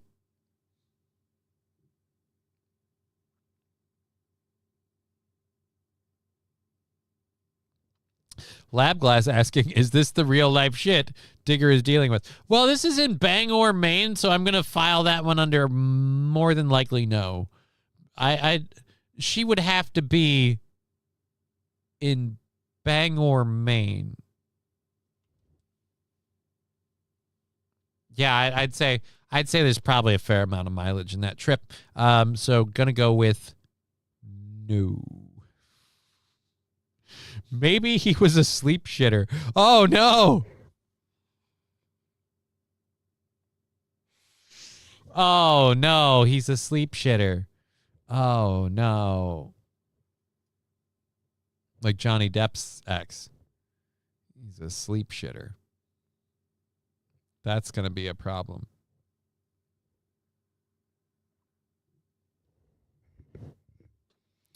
Seems like Aaron. Seems like an Aaron move. Shit so good. Needs to take a nap. I mean, if you've never done it, it's an experience. It's an experience. You're lying if you've never shit in your sleep. Can't speak for when I was a child. I feel like that would be something I would remember. Paul's deep. Plot twist, it was just Stephen King on a bender. That's how he welcomes people to the neighborhood. Don't mind him. He's eccentric. Yeah, he just wants to make sure everybody understands that though you bought the house, this land is his land. So he just, every time we get a new neighbor, he ties a few on, and then in the middle of the night he comes over and he takes a couple of Jameson shits on your porch and then goes home. He had to nap on yours in your case. He's getting old, so, which of course resulted in him promptly waking up to take a mid-nap shit, and then he had to go.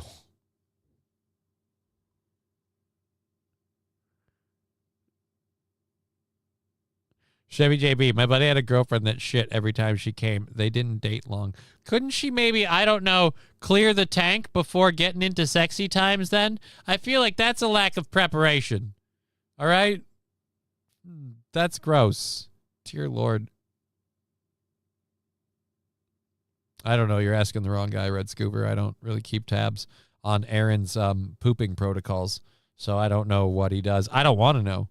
I just pray he washes his hands, as I do with every human being that I see enter or leave a restroom. I just hope you washed your hands.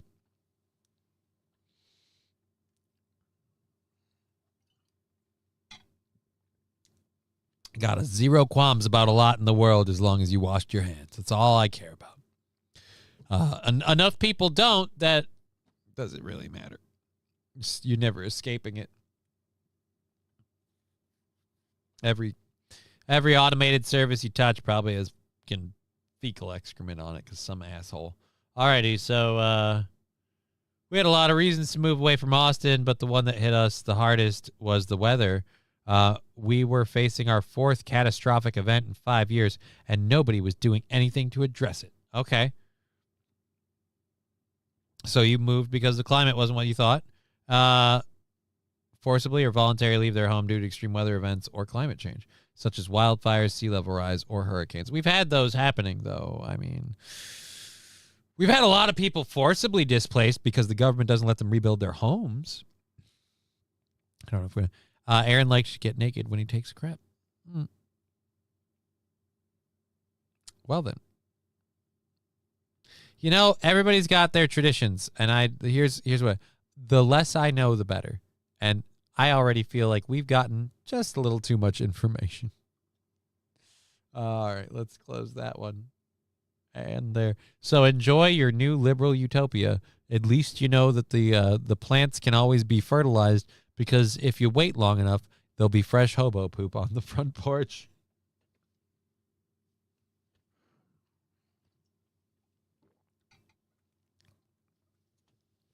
Does it matter if the weather is much better if every time you open the front door it smells like shit? I mean, does it really change?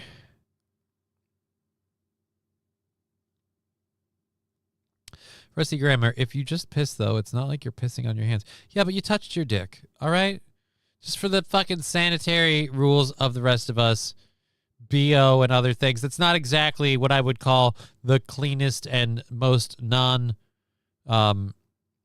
or most hygienic area anyway. How about you just wash your fucking hands? It takes 5 fucking minutes at most. That's if you're being incredibly incredibly excessive with water and soap usage. You don't even have to use scalding hot water. Just get some bubbles, get some frothy foam, and wash it off, dry off your hands. That's all I'm asking. That's all we need. King Kong Dog, you touch your dick before you food prep for others, right? No, you don't. No, you don't.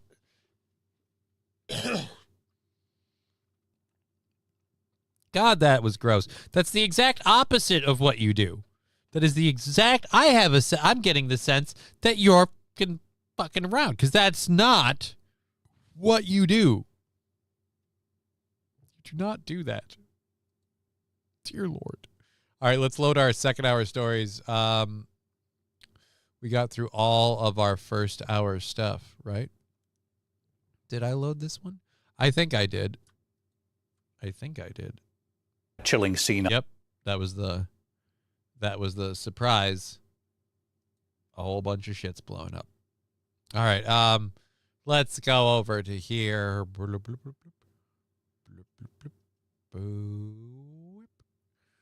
Freaking goal is going to be crushed through next week. Thank you so much.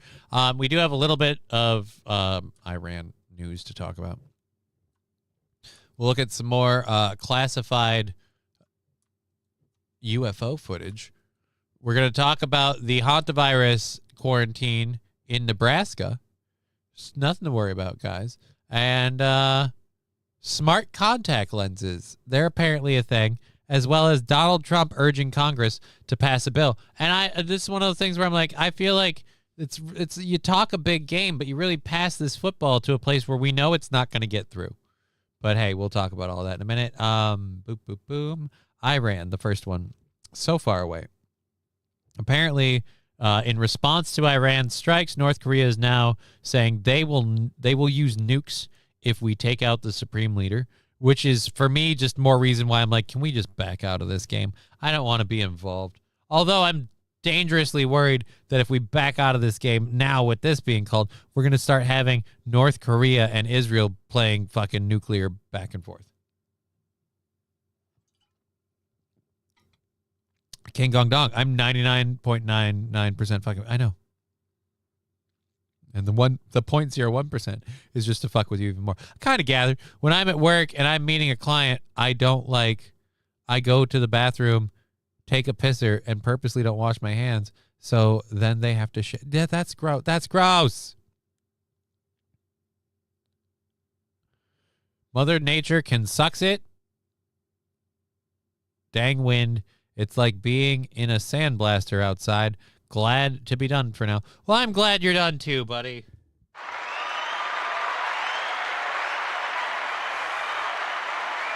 Los Federales, what you are doing should be considered a war crime. Okay? Gross. Ugh. All right.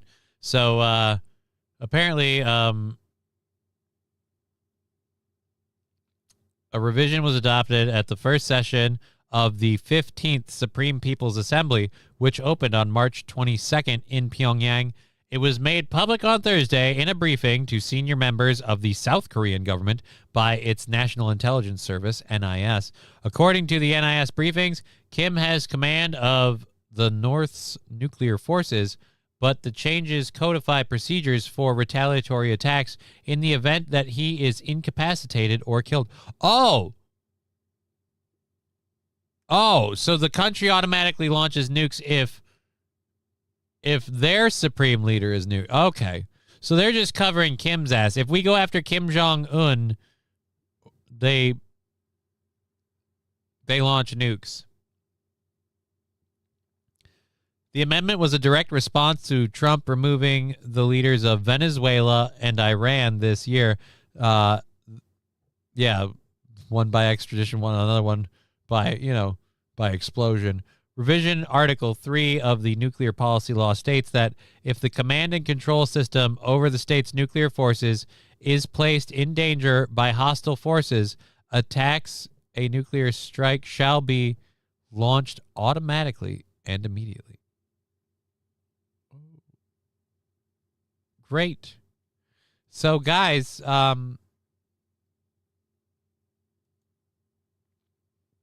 They're just saying if we kill their leader, they'll use these.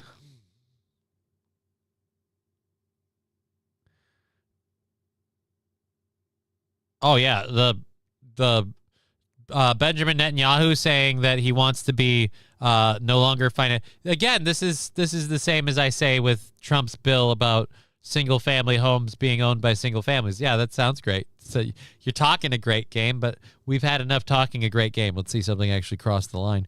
We can't make it an executive order like we did with all those people we had to pardon. Weird. So, normal rules, kind of. If I'm not mistaken, Cuba is next on his list. Nobody gives a fuck about North Korea. Yeah, I don't blame Kim Jong-un for sitting in his corner of the world and going, now these crazy fuckers took out the guy in Venezuela. They took out the guy in Iran. And I ain't that far from there. And I bet they think they could take over my shit. After all, my people believe I don't shit. Yeah, I better make sure it's a law that if I go down, they have to strike back. Just so that way nobody gets the itch to launch a drone missile at me chubby face. So, yeah. Those nukes can't even launch. Maybe. Do you want to find that out, St. Caesar? Do you want to roll that dice? All to take out the leader of a country that has convinced people he doesn't defecate. I'm sorry. You can't, there's no way on earth you can convince me that there is a being supreme to us and he don't poop, and it's that guy. Especially when you're a country that largely deals with famines and starvation, and look how chunky that motherfucker is. He's eating good in the neighborhood. I mean, the supreme leader is the most important person on the planet. So, of course, they would think that. I mean, that he doesn't poop or that they have to strike back? Can we play nuclear hot potato? Preferably not, because nuclear damage wouldn't really stay contained. It's going to have issues. It's going to go pretty bad. So we're going to have ourselves wee bit of a problem. St. Caesar, America, fuck yeah. I suppose we can deploy our space lasers to shoot down the missiles in air. How is that crazy? Like back in the late 80s, Spies Like Us, the space lasers. No, you fucking wait your turn. Back in the 80s, like Spies Like Us was a fictional film, and now we have actual space lasers. Somebody get Dan Aykroyd and Chevy Chase out here to stop the Iranian or the North Korean missile attack. How close are we winding to midnight on the nuke clock? Oh, does that change the nuclear clock?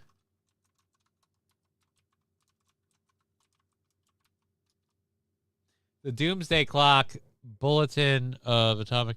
It is now 85 seconds to midnight. So we're still at the January 27th setting of, thank you, voice crack, of the doomsday clock. It was set to 85 seconds to midnight. The closest the clock has ever been to midnight in its history, according to the Bulletin of Atomic Scientists. 85 seconds. We're at 85 seconds.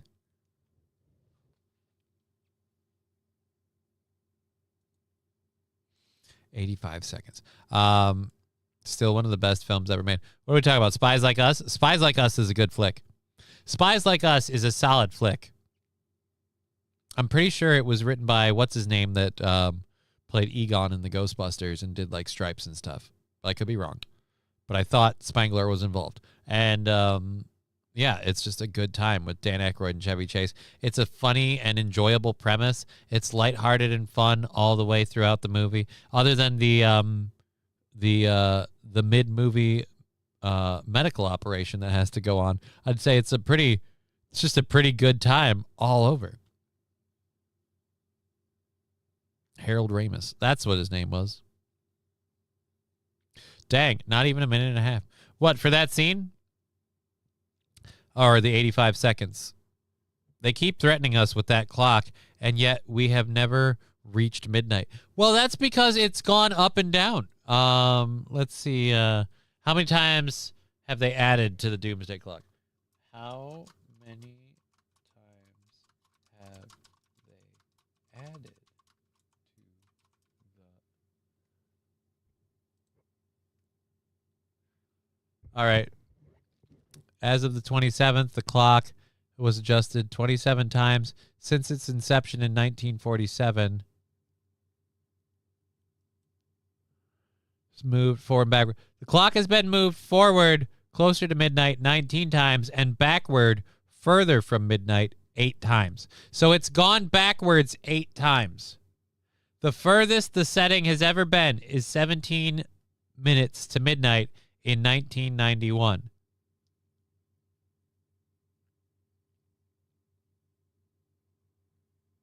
So 1991, best we ever had it, according to the atomic clock. Best we ever had it, 1991.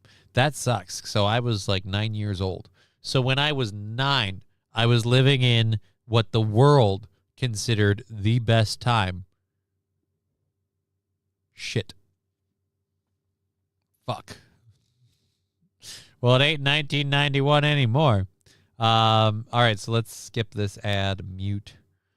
All right, so let's find out. We talked about the UFO stuff. We've got some videos and shit for the UFO stuff. We have an hour and a half left in the program. Thank you for hanging out with us. Thank you for all the support we've had today. It's so immense. I am so grateful, and it keeps this little boat floating. So we'll be banking out some time, at the very least a whole day, and yeah. So we talked about the release of the UFO files in what is totally not an Epstein cover-up maneuver. The UFO files are now the thing we should all talk about. Let's find out how people are reacting to it. I don't like that we start off with a guy by a Tesla. No offense, but if I thought anyone was an alien agent, it's Elon Musk.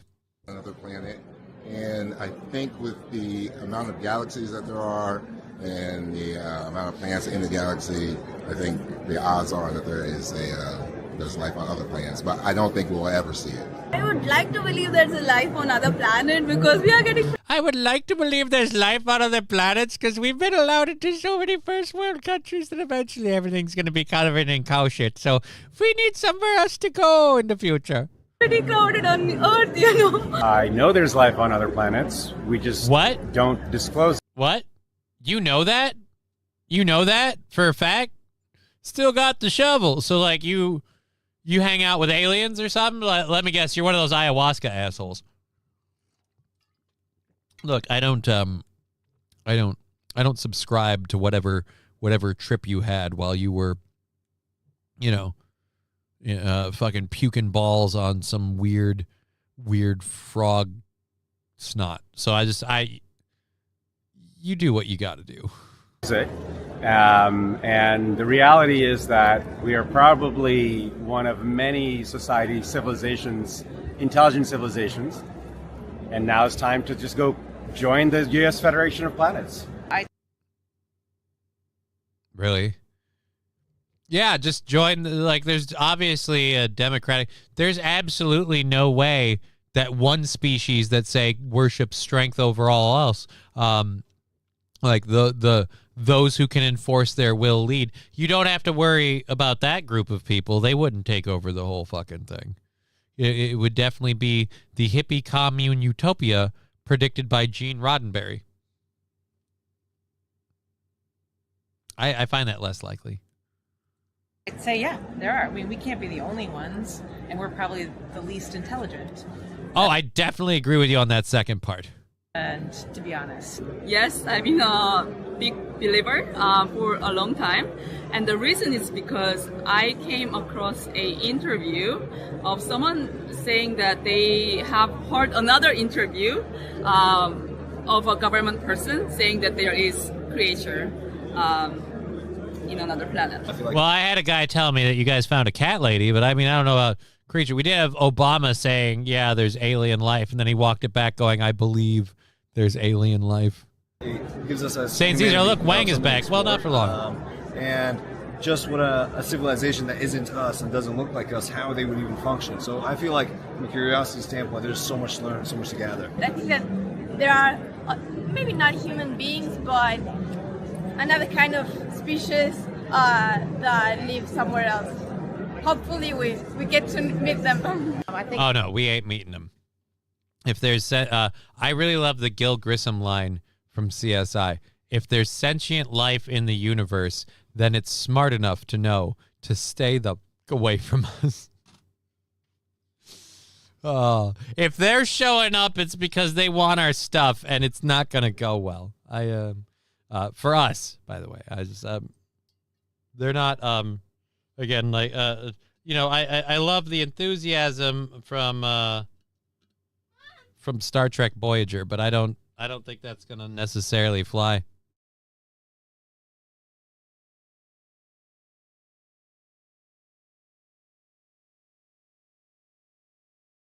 All right, so let's keep going with that. See what else we have for these interviews here.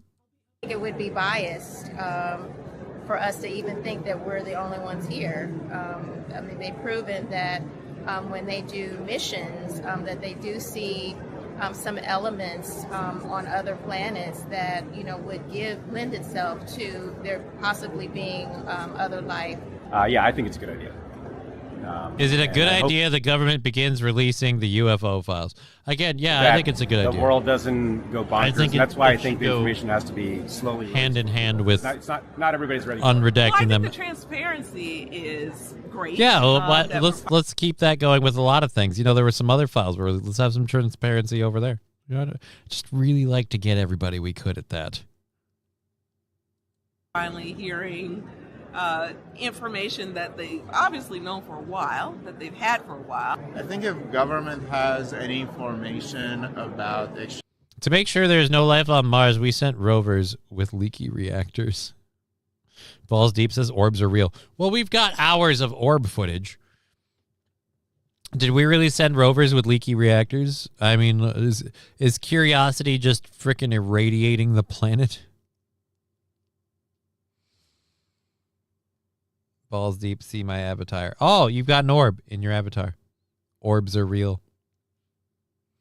250 years of innovation. So innovation started when the country was founded 250 years ago. Happy birthday, America. I don't agree with that. I don't think innovation started with America. I think we probably had that going beforehand. We probably had to innovate a few things up until that point. Orbs make crop formations. It's been captured on video several times. Good luck finding them, though. Well, shouldn't they be, if we're releasing all the files, shouldn't they be in the UFO files? I got to figure out, what was that website again? Like UFO.gov? Better call Dr. Manhattan or Saul. Either one could handle it. Who's excited for UFC at the White House? Nah, not really. I don't think it'll be any better or any worse than any other UFC match. I don't really care. Donald Trump likes UFC. Dana White likes making money. They want to make the 250th anniversary of the country like an event. I can't really fault them for that. Literally, it's the 250th one. So, I mean, yeah, it kind of makes sense. So, I don't know, though. Who's fighting? Do we even know the card yet? Does it matter? It's all free. Well, it's not all free. Look, the Dana White and the UFC, they definitely got paid some money to put this on. It's not free. It might be free for people to attend. The fighters aren't doing it for free. At least I certainly hope not. Look, we want to celebrate the 250th year of this nation. Do you want to get punched in the face a whole bunch, suffer some possibly permanent injuries and or maybe even death? Do you want to do all that? Just for fun, for funsies, to celebrate. Yeah, no, we're not going to pay you. Win or lose, you're not going to. So, so don't feel like you got to make them tap or tap out early because you're not making more money because you're making no money. Yeah, again, I don't think it's free. Somebody's paying people. Money is coming from somewhere. And yeah, that money is yours and mine. So, again, St. Caesar, it's not free. I'm on about for people to watch. Yeah, it's free for people to watch.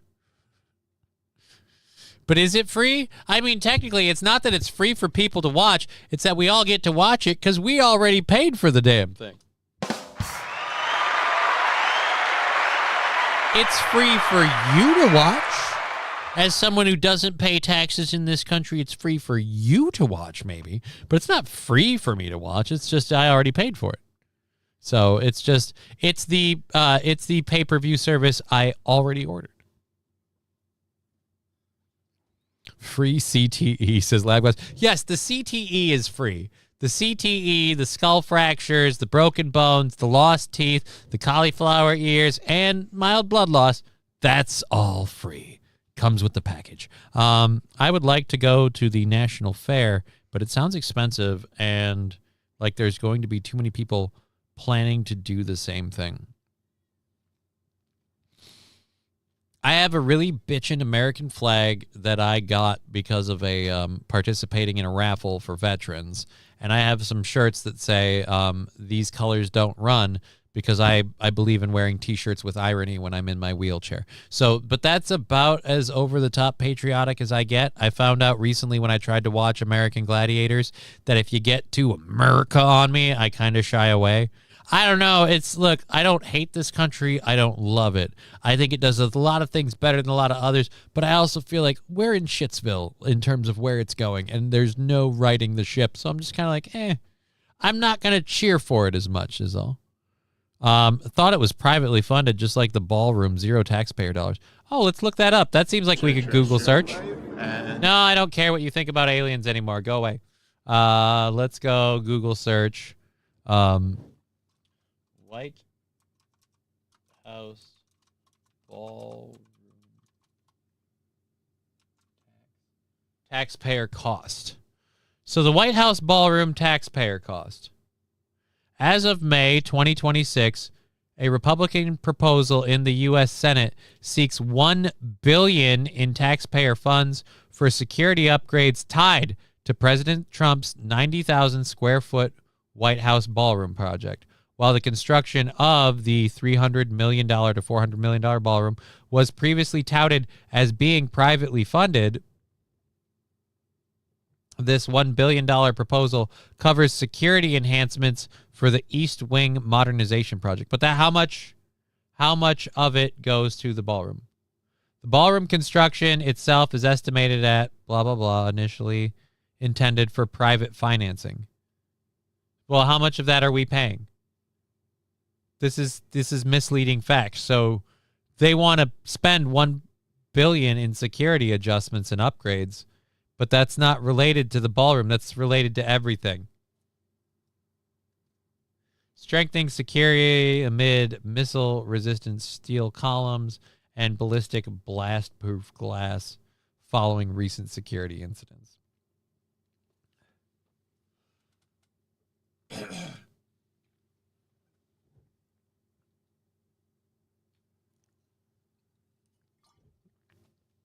All right, so let's take the $1 billion out of it. How much are we paying for then, if we're not paying for it? It's not like there was a pre-existing bunker and you need a White House that needs to be retrofitted and upgraded. Yeah, that kind of stuff never happened. It was supposed to be privately funded, but now we're talking about having to pay $1 billion for the security upgrades. If it's not actually going to the ballroom itself, that's weird. Yep, 1991 was definitely the best. I was 21 years old. I'm living with my future husband, who I am now divorced from. Well, that sounds like it sucks. Faux security enhancements. The construction is funded by Apple, Meta, and other countries or companies. All right, so if it's for the security, that's, again, people are like, it's a bait and switch on the taxpayer. Not really, because it has nothing to do with the ballroom construction project itself. It's just after the ballroom construction project happened, you guys now are going, well, we've got to update the security too. I don't know. DC is foreign sovereign turf. I won't miss it when it's gone. Where is it going? Is it going somewhere? Is it packing a bag? I didn't know that. So, all right. Taxpayer cost for that then and there. It's not really for the thing. But yeah, taxpayers are paying for the American 250th celebration. There's no way that's coming out of private funding. They might take private donations. And if it is private funding, you don't want other people. No cost to the taxpayers, same as the war, will only take 2 weeks, says Wild Saffron. I don't look, and I'm not saying this about Trump's administration particularly. I don't trust any government administration from local to state when they go, oh yeah, no, that's only going to cost this much, and we're going to secure funding, and we're not going to have to raise taxes. We're not going to go over budget. All the stuff they always say. And all of these projects, from the light rail in this state to that nature overpass in California to apparently now the Trump ballroom on the White House, it's all always over budget, and it always comes down. It's almost like they say this shit just to lie to you so they can then go, well, now we've started building it. We have to finish. Give us money. And AP pointing out that the security upgrade is for the whole wing. Yeah, that is a little disingenuous to say that the taxpayers are paying for the ballroom because we're doing a security upgrade. Security upgrades for everything on that side of the fucking building, in and out of the ballroom. So I don't know. Did we need a new ballroom? I don't know. Is it worth all of this trouble? No. I can wholeheartedly say absolutely not. It is not worth all this trouble. But apparently, we're going to go through it anyway. Oh, dear Lord. You ever read a story that makes you go, wait a minute, what? And then you feel bad for somebody? I just found out that's weird. In for a dime, in for 113 years of usury. That's a weird number that you specified, balls deep.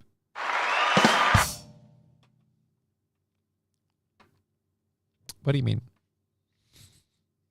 I don't get it.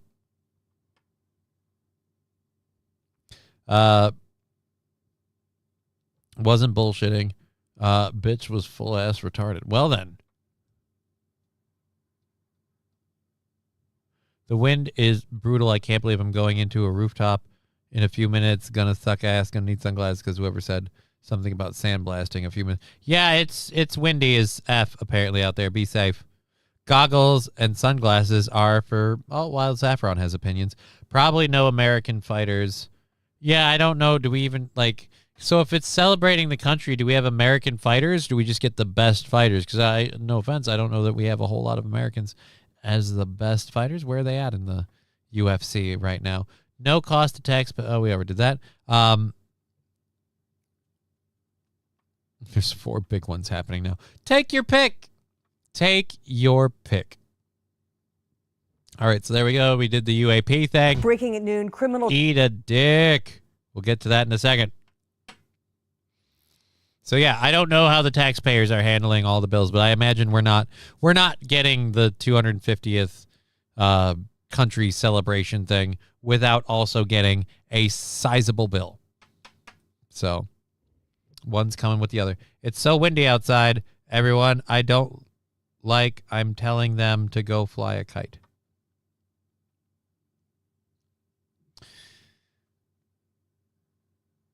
You don't like that you're telling them to go fly a kite? But if it's windy, that's kite weather. Like, seriously, go grab a kite and go fly a kite. It's windy. It's the time. All right, so... we got an hour and a half left in the show. We've covered a lot of different things. We've covered the Chinese spy. We've covered some other stuff around. Let's check up on something that happened a while ago. As a lot of you might remember, the Francis Scott Key Bridge. Thank you for not butchering that name. Oh wait, you did. The Francis Scott Key Bridge got taken down a while ago. They finally are getting around to convicting people responsible for this. I still wonder if this is kind of like an inside job deal. This is back during the Biden administration when it happened, and it just seemed like another way to fuck up infrastructure in the country at the worst possible time. So I don't know. But either way, they're going to hold people accountable for that whole thing. Not that it will fix or change your life at all, but I guess if you want a tit for tat, here's where it went. Charges announced against the operators of the Dolly. Federal officials making that announcement today. They claim corners were deliberately cut aboard the cargo ship at the expense of safety. Really? Corners like the electrical system? A couple of wires in it or something? I mean, literally, I feel like a fuse might have saved us from a lot of trouble since the boat just died halfway through the harbor. Leading to the Key Bridge collapse. Synergy Marine, Synergy Maritime, and a technical superintendent are charged with conspiracy to defraud the United States and with How many causing people the deaths died in of this? 6 construction workers. Oh, just six construction workers? I thought the bridge had a lot of people on it. Cut aboard the cargo ship at the expense of safety, leading to the Key Bridge collapse. Synergy Marine, Synergy Maritime, and a technical superintendent are charged with conspiracy to defraud the United States and with causing the deaths of 6 construction workers on the bridge. The indictment accuses the companies of conspiracy, safety violations, obstruction, and making false statements during the federal investigation. Prosecutors say the ship had been improperly modified and relied on equipment that could not restart after a blackout, leading to the second power failure moments before impact. We allege that the possibility of such a catastrophic power failure should have been no surprise to Synergy. Right. Now, my question is, you hold them guilty. Aren't they out of Singapore? So do we got to like deploy SEAL Team 6 to go get the head of this company or some shit? Do they have an extradition with those people? Like, how do we enforce this? Jesus, MSO, that's mean. They were using the wrong fuel pumps. No idea how that happens. Is his voice weak or just me? I don't know what you mean by weak. In fact, the Dolly experienced 2 blackouts at port the day before the elision. And we allege that Synergy's... The collision, not elision. See, people misspeak all the time. It's not just me. I'm not... well, all right, I am a little retarded. But still, people misspeak all the time. He just said elision instead of collision. Employees didn't investigate or report those blackouts as the law requires.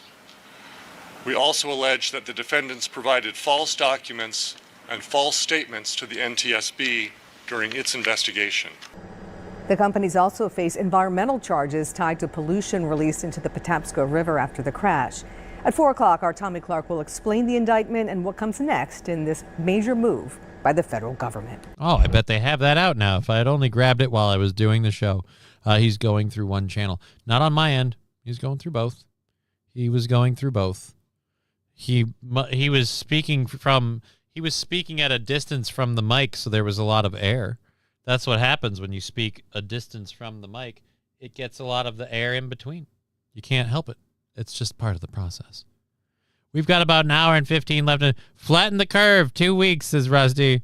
What are we talking about? I'm still suspicious that a foreign vessel wasn't being pulled by tugs out of the harbor, which is usually standard operating procedure to avoid such an accident.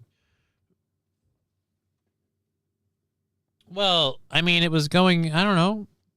Isn't that how they handle that particular lane of traffic under the bridge and stuff? I mean, you want tugs to be that far away? I don't know. I don't know.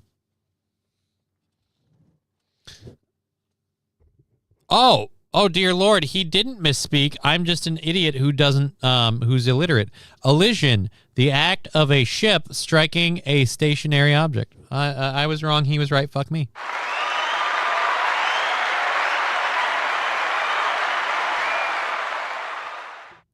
I learned that elision is a word today.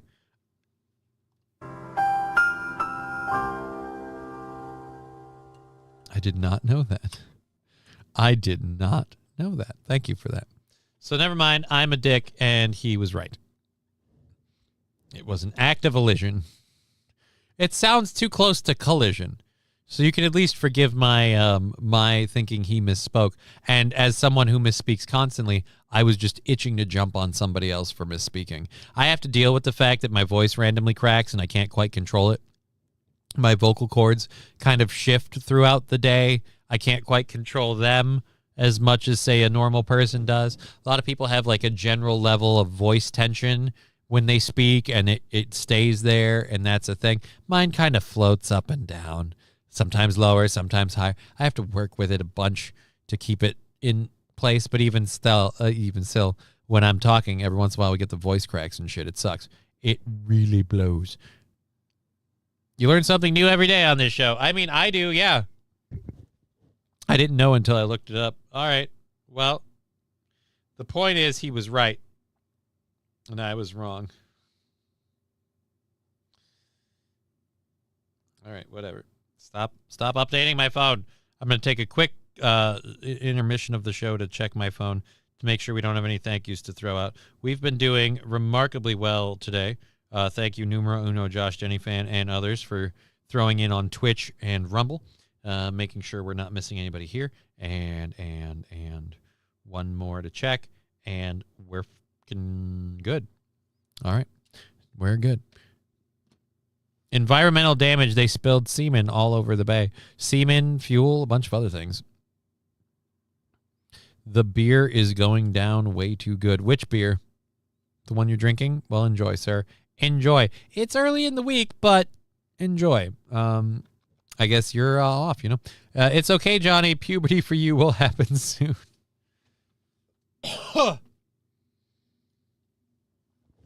Pretty soon you're going to start getting hair in funny places, have weird feelings about girls. Either you're going to want to be one or you're going to want to have sex with one. I chose the latter.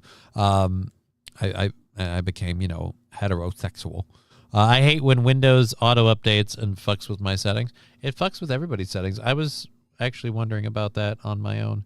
I must have had some sort of update because my audio settings have been a touch off, and so I had to fix them. I got to fix them again. Like, there's my volume, and there's my input volume.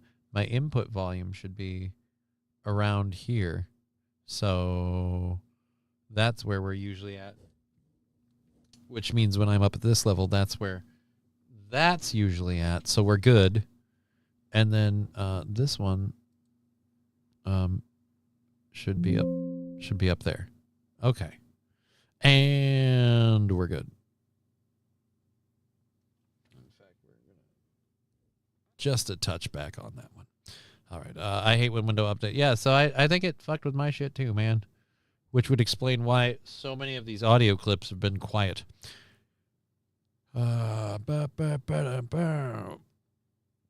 Rusty Grammar, it's afternoon. What do you mean it's afternoon? So it's okay to drink a beer? I don't know.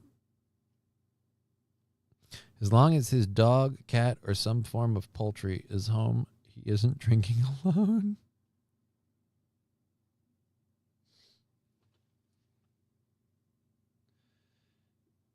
What's wrong with drinking alone? Some people like to do that. Some people enjoy a little beverage alone. Some people really enjoy just a little tootski. Just a little bit.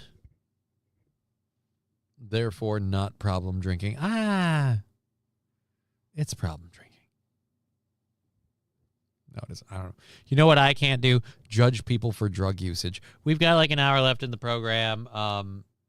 Let's hear from the doctor in Nebraska about they have people now with the hantavirus like outbreak, and they're keeping an eye on them to make sure they don't present hantavirus. Is that what we're doing? This is my other question. If we have to quarantine all these people when they get here, why are we taking them off the boat?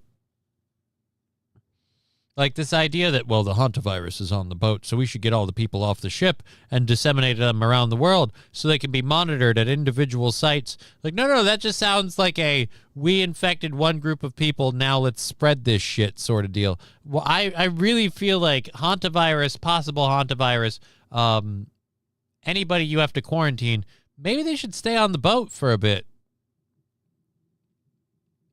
To start a new lockdown, Johnny. I know, but I want to play dumb. Right? When I put my PC to sleep, it wakes up to update. Mine does too, only when mine does, it puts on a freaking light show in my living room. So I really feel bad for my cats because I'll be asleep in my bedroom and I won't know. And then they wake up to Rainbow Party going off on my computer. So poor bastards. Oh, it helps if you unmuted, asshole. ASPR to really the option of staying here for the duration.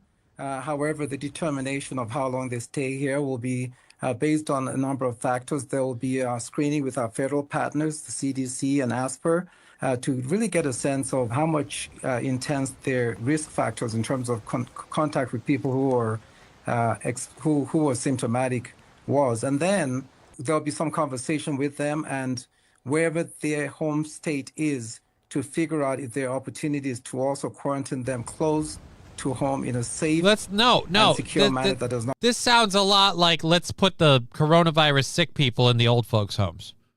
Okay? I'm having weird flashbacks here. This feels like let's put the guy that has coronavirus in with your grandma and not allow you to see your grandma because we don't want anyone to get her sick. Let's see if we. Why do you want to quarantine them close to home? An infectious disease scare.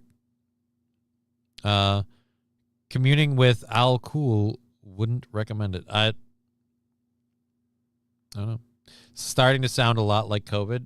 I mean, it's starting way smaller scale, but yeah, I mean, there is a road that we are on at this current point in time, and it might have a lot of different diverts, but one of those diverts is a corona repeat where we just start shifting sick people around. Only difference is, in the case of the hantavirus, if we somehow make the hantavirus a thing, it's incredibly lethal by comparison to the coronavirus. Like, it's not just going to get, like, people who have compromised immune systems and the infirm. People like me don't survive the hantavirus. The hantavirus, if I were to get that, would probably put me in a multiple sclerosis, like, relapse and coma and or death while I'm enduring it. So yeah, I don't know that I mean. Park the ship at North Sentinel Island and see who wins. Ooh, I like that idea, King Kong Dong. I like that idea. That is a fun thing. Like, we could take out North Sentinel Island. We just have to drop a chicken pox bomb on them. And they'd all die. Why does this man look like an inmate at Shawshank? Because he's a weathered old black guy, and apparently when you see one of those, you can only think of Morgan Freeman. But if you look outside the spectacles of your bigoted glasses, you'd see that he is just your generic African pathological doctor who's explaining why we're going to take unnecessary risks here in the first world. Risks in the first world country. Not pose a risk to the public and to themselves. So you feel that you can do that even if they go home? I mean, I'm only just a doctor, just I think trying to channel how some people may feel here with the WHO now saying anybody on board is a quote unquote high risk contact. And such a long incubation period, it's very easy to imagine somebody feeling fine for 1, 2, 3, 4 weeks, and suddenly they go to the grocery store and again, you can have a month-long incubation period. Why are we circulating these people?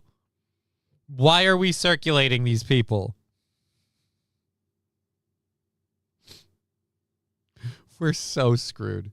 We are so screwed, guys. The thing can sit for 4 weeks. Yeah, let's just bring them all home. And people get concerned. Well, we certainly don't think they should go to the grocery store during this time, and it absolutely should be in a place where they are under quarantine until there's absolute certainty that they're not going to break into symptoms. So not all my ideas are racist or bad. In a quarantine center, like be quarantined safely. We do quarantine. I didn't say your ideas were all racist or bad. Even the racist ones, they're not all bad. You've had some pretty good racist ideas. I struggle to think of one at the moment, but I err on the side of caution. You probably had 1 or 2 good ones. Just, you throw enough darts at the wall, eventually you got to hit the bullseye, right? The propaganda machine fills people with irrational fear, which lowers their vibration and makes them prone for illness. This shit is not new. So we'll survive this if we just batten down and have good vibrations. I'm getting those good vibrations. And not hantavirus sensations. I even hit the bullseye once in a while. Really? You feel that? You feel strongly about that comment, St. Caesar? Sorry, I'm just fucking around with you. I'm kidding. You can't vote unless you have it. Have ID? Oh, this is Havid. So not COVID, Havid. Hantavirus and now COVID, and now this is Havid. They think they're going to pull off a COVID 2.0 because there's still stupid people who will buy the fear, like our Operation Warp Speed president. He better not this time. We won't comply. I know I had my life ruined enough by COVID that, yeah, if you try to pull that shit again, I am going to be staunchly opposed. And I don't know how that manifests, but we'll see. Quick, play the Beach Boys. No, I don't want to. I trust television. I trust that television is trying to tell me a vision. Most of the time, it's not true. Yeah, it's just bullshit. Matthew Q, I trust money. You can get further with that. Instead of 6 feet apart, 12 feet apart. Yeah, but are we still going to do the stupid bullshit rule where it's 6 feet apart but only forward to back and not side to side? Because I'm sorry, at every Quick Trip in Minnesota, it was 6 feet apart, but those lanes were easily maybe only 3 foot distance. Like, we had 3 foot distance from me to the guy over there, but 6 feet between me and the guy in front of me. Why? It makes literally no sense. Apparently, the coronavirus could only move in rectangular fashion, so it moved further forward and backward than it did side to side. So you had less precautions you had to take. It's just the way the world works, buddy. I need gene therapy so I don't get scared. I don't want gene therapy. Here's what I want. Don't let the fuckers off the boat. That's all I want. It's a simple request. Just keep them on the boat. Test them for hantavirus when they've tested positive, or when they've tested clear, let it out. I feel like even whether or not you present, there should be some blood work we could do. Can we do? If we can't, then we've got to wait this out. And I'm sorry, but you booked a longer cruise than you thought. Why? Because apparently a bunch of you thought bird watching at a landfill was a good idea. I'm sorry, but it only takes one stupid lemming to spoil the whole batch, and unfortunately somebody did. On the plus side, the odds are relatively good that the person who spoiled the batch also died. But on the downside, that means your life is in peril, and is it the rest of the world, so stay on the fucking boat. Stay on the fucking boat. Angry Sax says the whole thing was an experiment to see who they could control and who's going to be a problem. I feel like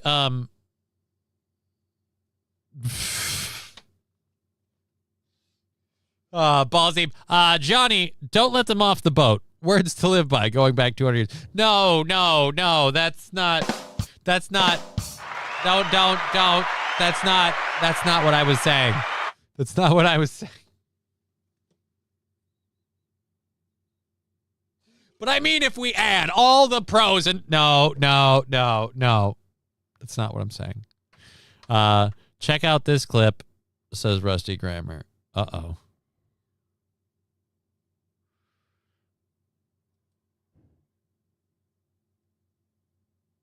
What is this clip? Or bad. Even the race. I didn't say your ideas were all racist or bad. Even the racist ones, they're not all bad. You've had some pretty good racist ideas. I struggle. Oh, you cut that before I could say I struggle to think of one. That doesn't make me look right. That's not okay. That's out of context. That's not. Look, if we go back, it's clearly a performance. You could see that. Can we let the Somali pirates take the boat? Only if we don't let them back off again, King Kong Dong. If we turn that boat into a floating roach motel, I'm all for it.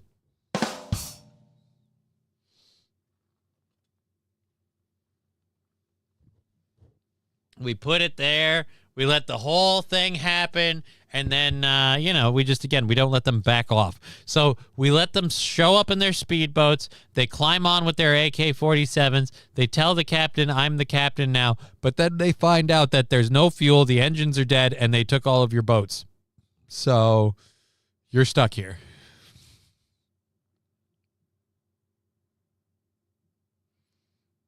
It was echoing in my ear, bud. My bad. It was echoing in your ear, bud. I'm sorry. It didn't echo on my end. Just played it. Just lowered the volume.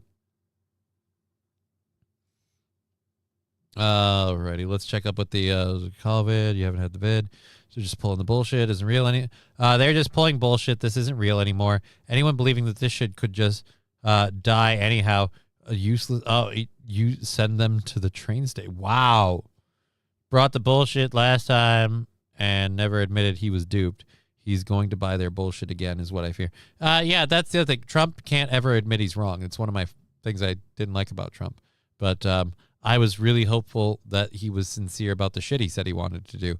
And then when I watched and found out, no, he just says he wants to do it and just deliberately lets the system that's already in place to prevent it from happening just prevent it from happening. So, why?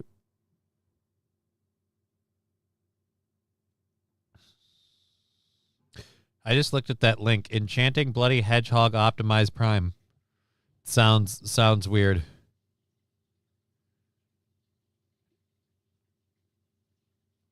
Rusty Graham, yeah, he got ass raped by China, and now he's letting. Oh, that was the based clip straight from Johnny's mouth. No, it was not. It was not. It was again. It was in jest, and you cut it out of context. Geppetto's should have took his boat. Oh. Yeah, let's just take all the people off of the Disney cruises, and they can now work the hantavirus boat. Let's see how that goes. We might not need a ballroom, but did we need a basketball court or a bowling alley or any of the things the previous presidents put in? No, Sandy Squatch, but did those presidents pay for it? It was a major major renovation modeling ordeal to put him in. Again, I guess they all add their stupid stuff, but alrighty. Anyways, we have just about an hour left in the show. We've got other stuff to cover, so let's get over to this. That was the doctor on the hantavirus. Smart contact lenses. I don't want to know why this is a thing, but it is. Apparently, we have created contact lenses that are for people to wear that have smart technology. Why? Just let it go. Is the phone not handy enough? Is the cell phone not handy enough? Can you can't even step up and get the phone that turns into a tablet? Like, it's not enough. This going to this and having that's not enough. We need to have contact lenses. The watch, I always thought the smartwatch was, but nope. We have to have smart contact lenses. So the contact lens from Mission Impossible are actually real. It sounds like we're getting there. I mean, that's what this story would have you believe. They're trying to name it the Miriam Adelson took their balls room.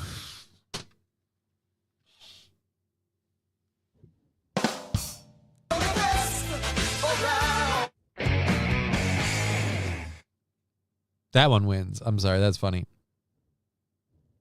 Saint Caesar says, no, Johnny, the smartphone is never enough. Yes, it is. Yes, it is. The next stage of the technological revolution is coming, and it promises to be completely futuristic. Expansio, a Dubai-based tech company, is developing a prototype that sounds like it's straight out of the Matrix, a smart contact lens. Think of it as the ability to use all your typical apps and content directly on the cornea. Something similar to smart glasses, but even closer to your body. The company says a version of this could be ready to buy as soon as 20. Something similar to smart glasses, but even closer to your body. So nobody else can tell that you're wearing it. And you've got, so at best, what this just becomes is a new way for me to go fucking ads, click, close the ads. I was watching a Ghost in the Shell show with Digger recently, and there was a lady that had to keep swatting imaginary flies because she's a cyborg like everybody else. She's got to get rid of all these floating ads and content in her fucking feed, and so she has to constantly keep swiping them out of the way. And it's like, this is where we're going, because that's what smart contacts will be. They will be the way that you keep up. There's no fucking ad. I have a lens implant. See, if it's to help you see, that's one thing. If it's helping correct a vision problem, but this guy said this is going to be how we can access our content, like smart glasses, but closer to your face. I really don't feel like the aim is altruistic here. I think we're just going, hey, why don't we get more technology in your body? Especially, I would say that's my fear. If I get a brain implant, I'll have nothing but spam in my head. I'll tell you right now, my body's freaking getting worse on me. I wouldn't mind just going into a digital universe, especially if it happened to be shaped like Silver Moon, but that's me. That's me. We all have weird gay desires, and that's mine. 30. Several other companies are developing something similar. The idea is to merge all personable gadgets into one single wearable that's invisible, weightless, and AI-powered. The company calls it the next generation of computing. Yeah, just stick it on your eye. And then after that, we'll just make the whole thing like a fake eye that you can use to see. I'm also going to get a laser rage finder for one of the fake. Oh. Okay. That could be fun. Monitoring biometric data in real time as well. Why do you think humans will benefit from a smart contact lens? Think of it as an ultimate intelligent assistant surrounding you all the time. Think of it as an Iron Man helmet, probably. Computing is around you. You operate it by eyes, by voice, by gesture, probably later by mind. So basically, you only need to think about it and it happens. Hello. How are you doing? Good. Valentin Volkov is the chief. Again, the problem I have with this is, one, contact lenses aren't... I suppose we could go back to like the time of like hard lenses. Hard lenses are a bitch. So you've got to wash the shit out of those things and like soak them in stuff to keep them clean and get rid of like sediment and buildup. Again, no. No thanks, says Mr. Q. I know too many people, some of them way older than they should be, who would sign on for this. And I'm like, I don't know. Angry Sax says, isn't there an old saying that the eye is the window to the soul? Interesting. They're trying to get people to put these on their eyes, and it's powered by AI. Right? We could just take over people.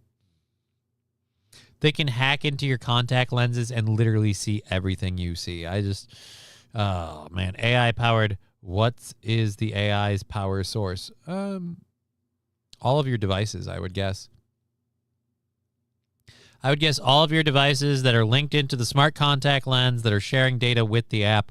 I can't believe they have a way to put this thing on.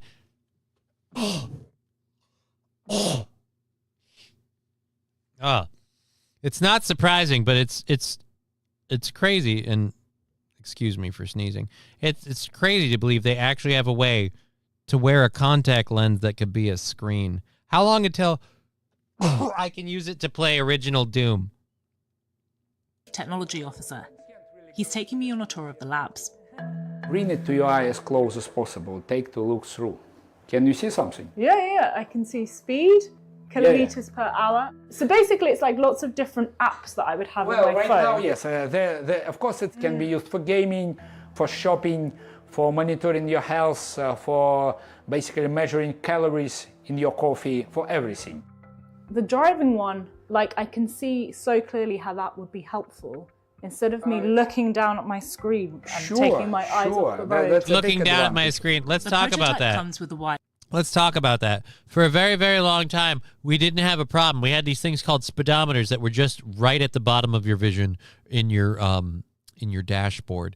And we started changing all of that to now cars have the smart cars, the technology where it's in the screen. Let's not link all of this stuff together. Could we please, when it came to run Elden Ring, when it can run Elden Ring, get back to me. Wow, time. Oh, GTA real life. Yeah. Matthew Q, how lazy you gotta be. look, I'm not saying that there couldn't be medical advancements we could use from this, but yeah, I'm kind of on board with the how lazy you got to be. We're sticking this shit in our eyes now. It's Wild Saffron. So what if I lose my phone or go blind? Honestly, here's the only plus I see out of this. If we do stuff like this, this is what leads in the future towards ocular replacements for people who are blind. Because we already have the technology where they're linking devices to the brain. So in time, I'm sure we're going to hit it where they're just they link this in, and now your eyes have Wi-Fi, and you got to, it's literally like Cyberpunk. You just got to go get your new eyes and plug them in. Straight out of Cyberpunk. If there's no crosshair and it doesn't tell you how much ammo is left, I don't care. Well, if you remember in Cyberpunk, that was an update to his OS that came along with a hand mod. He needed a special grip that gave him a real-time sighting and an ammo count. Honestly, the Neuralink tech is better. Yeah, but this stuff and that stuff eventually will merge, and it'll be 2 years, eyes are irradiated, people go blind. Like I said, I feel like this is going to lead ultimately to synthetic eyeballs. Either because it's so many people have gone blind, or just the technology will evolve there. And then we'll get people literally giving up perfectly decent, perfectly natural human eyes to get robotic synthetic eyes that don't go bad and don't go blind and have all these features. And then we'll be building synthetic crap in all sorts of people and wonder why we have microplastics and other shit. I don't know. It's gonna get wild if video games and stories are to be believed. But at least the contact lenses have us getting closer. I can finally play Pong while I'm on the subway, because I can't do that with my phone. Again, they haven't told me a single thing that this can do that my phone can't, other than that speedometer thing. And most vehicles already have that problem addressed. Wireless companion device, which serves as the charger and main data hub. And like medically, is there any risk of wearing something like this and having a companion device so close to your brain? The lens itself, it operates at the level of microwatts. The amount of this electromagnetic field, which can potentially somehow influence your brain, your body, is comparable to, I think, to those eye bags that you are wearing here. The team says it has produced more than 28 working prototypes. Its goal is to launch an integrated version with biosensors and the ability for augmented reality, ready for medical trials by the end of this year. The smart lens would continuously measure glucose levels in human tears, providing real-time data in changes in blood sugar. That, in theory, would be revolutionary. If you're a diabetic, you can have a real-time blood, like, oh God, I'm getting down. All right, I hope I can hit a gas station in the next 20 minutes because my blood sugar is going to start crashing. For diseases like diabetes. That's a very simple prototype. It does not require any batteries, any antennas, nothing. Only this smart chip integrated inside the lens. Instead of going to the hospital, you can just make a selfie, get an value, and see how your pressure changes during the day, and then your doctor will make diagnosis. The company aims to target contact lens wearers first. According to a leading organisation for contact lens education, that's around 250 million people globally. They're still contact lenses, they still enhance your eyesight. But at the same time, they will provide you with picture, with the ability to talk to your intelligent assistant, and the ability to measure your biological parameters instantly. Expansio says it would aim to market the lenses at around $2,000 a year. Lots of people. $2,000 a year, really? They offered me cellular regrowth injections as an alternative to corneal transplants. It was experimental 4 years ago. I could use some cellular regrowth injections in my spinal column. To hell with that, eye cancer contacts, says Mr. Q. Well, they're saying that they've looked into this. Until you've had a little bit too much to drink and your social credit score drops, then it blinds you after you work until you pay to have it reinstated. Right. You know, you got to up your credit score and then pay your fine. It's just society. People would say a smart contact lens is kind of dystopian, will rarely be disconnected, right? My son is 4-year-old. I don't think when he will be in his 30s, I don't think he will make a huge difference between digital and real world. I really do think that those worlds will inevitably merge with it. This is what it's like when At words the end of the day, collide. it's up to you to decide how much time you want to spend in the digital world. Yeah. Do you want to put in a contact lens every day? Do you want to pay $2,000 a year? Dear Lord.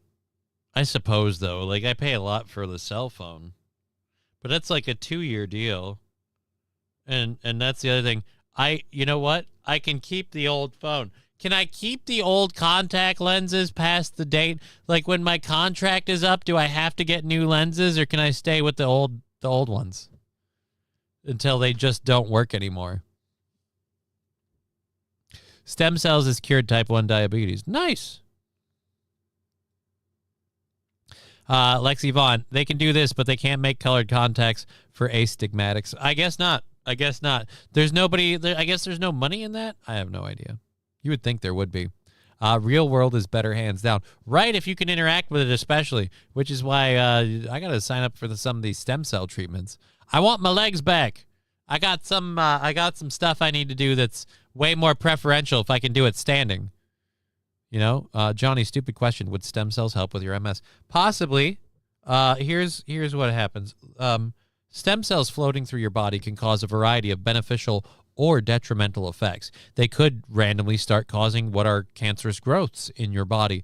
But if those stem cells are injected into my spinal column, there is a plausible chance that they could then bond with and repair the myelin sheath, and then repair the nerve cells. Possibly. Don't really know. I also have a tattooed iris implant. Cool. I don't have they tattooed the iris. So it's just like the movie They Exist, but in reverse, kind of. Myelin sheath. Yep, myelin sheath. It's again, that is in a nutshell 100% the game. If you can repair the myelin sheath and the damages to the nerves, ocular, brain nerves, spinal nerves, it doesn't matter. The nerves throughout your body are taking damage from multiple sclerosis. It'll focus in centers. It'll go off in spurts. It'll have clusters of activity. But if you can't deal with the damage or reverse it, eventually it gets you. And it kind of sucks. See, they screw the power source to your head. Right, we all have to have a battery on our head. Then that lithium-ion battery goes off and your face is on fire. Also, you could play Pac-Man with your contact lens. It just seems way too much. iPS stem cells have shown positive repair of myelin, but it's cash only. Right? So I got to rob a couple banks, and then I can get some iPS stem cells.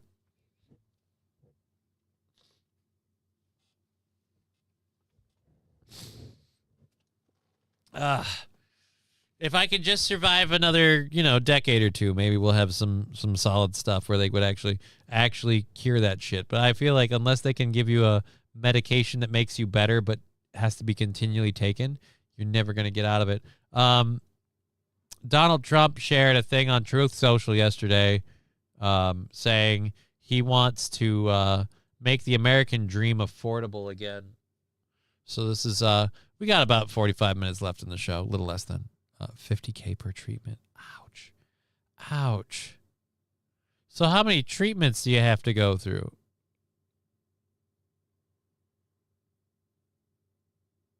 Angry Saxon says all these ideas make sense and seem very logical on paper, but in reality, the human body does a lot of funky stuff when they try to implement the stuff. Exactly right, which is why I said, stem cell treatments can go vastly wrong. Because, again, the stem cells could drift into your lungs and start growing an ear. You never know. I don't know that they necessarily go like that, but again, they could just start causing cancerous growth throughout your body because they do what stem cells do, but they don't do it where they're supposed to and not what was expected of them. Johnny, here's Trump with a message to Keir Starmer. I didn't ask, but if we run out of time, sure, I guess. Find me an affordable house. Come on, Trump. Hey, I'm praying for it. I'm looking for an affordable house right now. All right? I am looking for it. Patient dependent. the 50K treatment or the number of treatments? I'm guessing he's saying the number of treatments. I'm going to say, I'm going to conservatively estimate I'd probably need 2. Like, we'd need 1 and then, like, the second one to really top it off. But, hey, I have a way to make it affordable. Stop pissing on Iran. To make what affordable? The medical treatment? I don't know that would affect me. So this was his Truth Social thing that he shared the other day. I'll just read the message. As I said in my State of the Union address on February 25th, the American dream of home ownership is under attack. Has been for a while, President. For example, Rachel Wiggins, a mom of 2 from Houston, placed bids on 20 homes, lost all of those bids to gigantic investment firms that bypassed inspection, paid all cash, and turned those homes into rentals, stealing away her American dream. She was devastated. Stories like this are why I signed an executive order to ban large Wall Street investment firms from buying up single-family homes. So why isn't that in effect? Also, in my speech, I called for Congress to save the American dream of home ownership and ban these purchases permanently. Senators Bernie Moreno and Tim Scott have worked to ensure my call becomes a reality and have a bill which has passed the Senate with nearly 90 votes.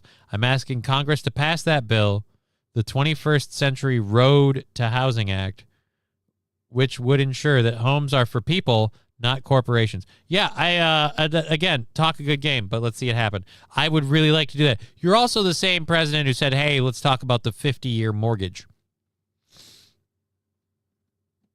I'm saying one of these things isn't conducive to the other. If we get the housing costs down, which we could do if, big fucking corporations don't buy every house on the market, so we have to rent, then you'd be good. Angry Saxon saying, unfortunately, I think the time to buy a house has came and gone. This bubble is not going anywhere anytime soon. It's going to get way worse. And like I said, the big part of that bubble is the corporations. It sounds good if we enforce this law. That would help, but is it going to actually happen?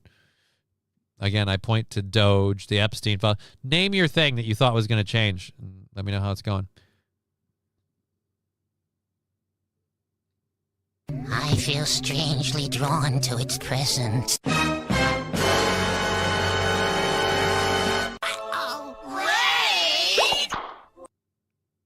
Yeah, trust the people who caused the housing bubble with your mortgage. They reinstate Glass-Steagall that banks can't frickin' bet with your investments like that. Reinstate Glass-Steagall and stop letting corporations buy homes. We could fix this stuff a lot, but I bet it won't happen. Anyways, hello, Awake Jimmy and the Raiders. Good to see you guys. We've been doing great. We've had a bunch of support on Rumble and Twitch. We haven't had a hype train, so that's still available, but whatevs. We only have 30 minutes left, so really not a point to doing it. Happy to see you guys. How's Jimmy been doing? What games have he been playing? Another reason it's bad is because most of the contractors are mid to late 40s, and there's no young people getting into construction industry, mainly because the new generation doesn't exist. And they're all used to calling a guy and not doing it themselves. Congrats on 15 viewers. Thank you. That's what on YouTube. We do, again, 3 platforms at the same time. So, and we just got 26 on Twitch. So I don't really care. I'm doing the show for the skin. I'm not like, I got to get the biggest numbers. It's a big competition. The internet's vast. You can always find someone who does less numbers than you. It's not really what I worry about, but thank you for the thumbs up. 50-year mortgage could have been a good idea. Take the low payment for 10 years, pay it off, or double pay, be done in 25. Could also be bad. I guess it depends what the rate that you're paying is. I guess it just depends the rate you're paying. Is it a nice rate? Then yeah, you can pay it. But if you're paying a high rate just to pay it off early, are you getting out of the interest? Because I feel like they're going to probably put early closing costs and shit in your face for that too. Just so that way they fuck you over. You can't just buy your way out of it quick. I did that with my car where I kept paying over and I got it paid off early and all that stuff. But did I really eat down the principal every time? I don't think I skated on any of the interest. I think it was baked into the cake. Oh, and number 1 American dream to port the freeloaders is Wild Saffron. I don't know if they have to do it. See, Mr. Cuno, I have 0 views. You also don't try. Well, I get to that credit, neither do I. So, do you need to pay much? Oh, I pay a fair share of the bills and everything else. So it's to be closer to my daughter, but now that my health is getting worse, we're not doing it. So yeah, I pay a decent amount towards the mortgage and everything else.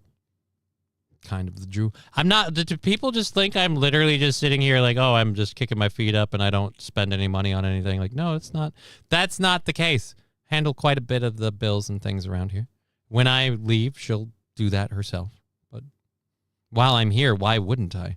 Again, the whole reason I'm here is because we haven't found a better place to go yet. Freak 95, clapping seal. What's clapping seal? No, because you wouldn't work if you didn't have bills. I mean, is this work, though? I mean, it's fun. It is a job, and I do expect some compensation simply because of the dedication of time, but I wouldn't quite call it work. It's fun. Welcome to the Matrix, says Angry Sack. We're in the Matrix already? Shit, then. I have a horrible Matrix experience. I got to get better connections or something. My legs are fucking busted. Oh, Johnny, we all know you spend our money. That's why we give it to you. Oh, I know. Shit sucks, yo. I don't know what I don't know that I'd work if I didn't have to. I do have to make money on this thing, or if I don't, I have to secure an alternate revenue stream because my life is at a place where it needs that money to survive, especially if I'm going to move into a new place and do all that. So, but yeah, fortunately right now, I get to say I indulge a hobby for a little bit of income on top of my old disability shit. No, it's not work. Well, you don't seem like you're a big fan of me anyway, so... It's just, seems like it's who's working now, right? All right, so we got that. Donald Trump wants to end the reign of corporations on houses. Let's see if the bill actually passes. I just run up to people and say, give me money or I will flash you. Joke's on them. I get paid and I'm fully dressed under the jacket. You know what, Angry Rocker? Not only is that impressive, I'm all for you getting to do that. Lucky you have that sweet disability payment. Yeah, well, I didn't ask for the condition. So, yes, I am very fortunate that I have that sweet disability payment that you can't afford to live on.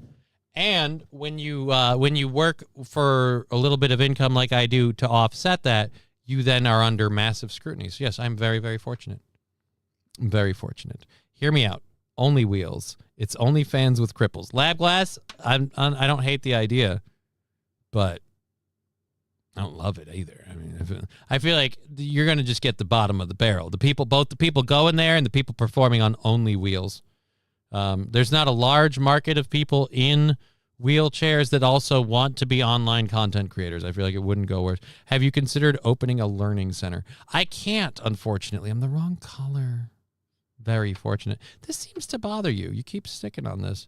Very fortunate. Yeah, I'm very fortunate. I live in a first world society. I've been paying taxes all the time. I pay more taxes than some other people that I've learned of recently as a disabled person who also works. So, yeah, I'm very fortunate. What is a snurdly? It sounds dorky.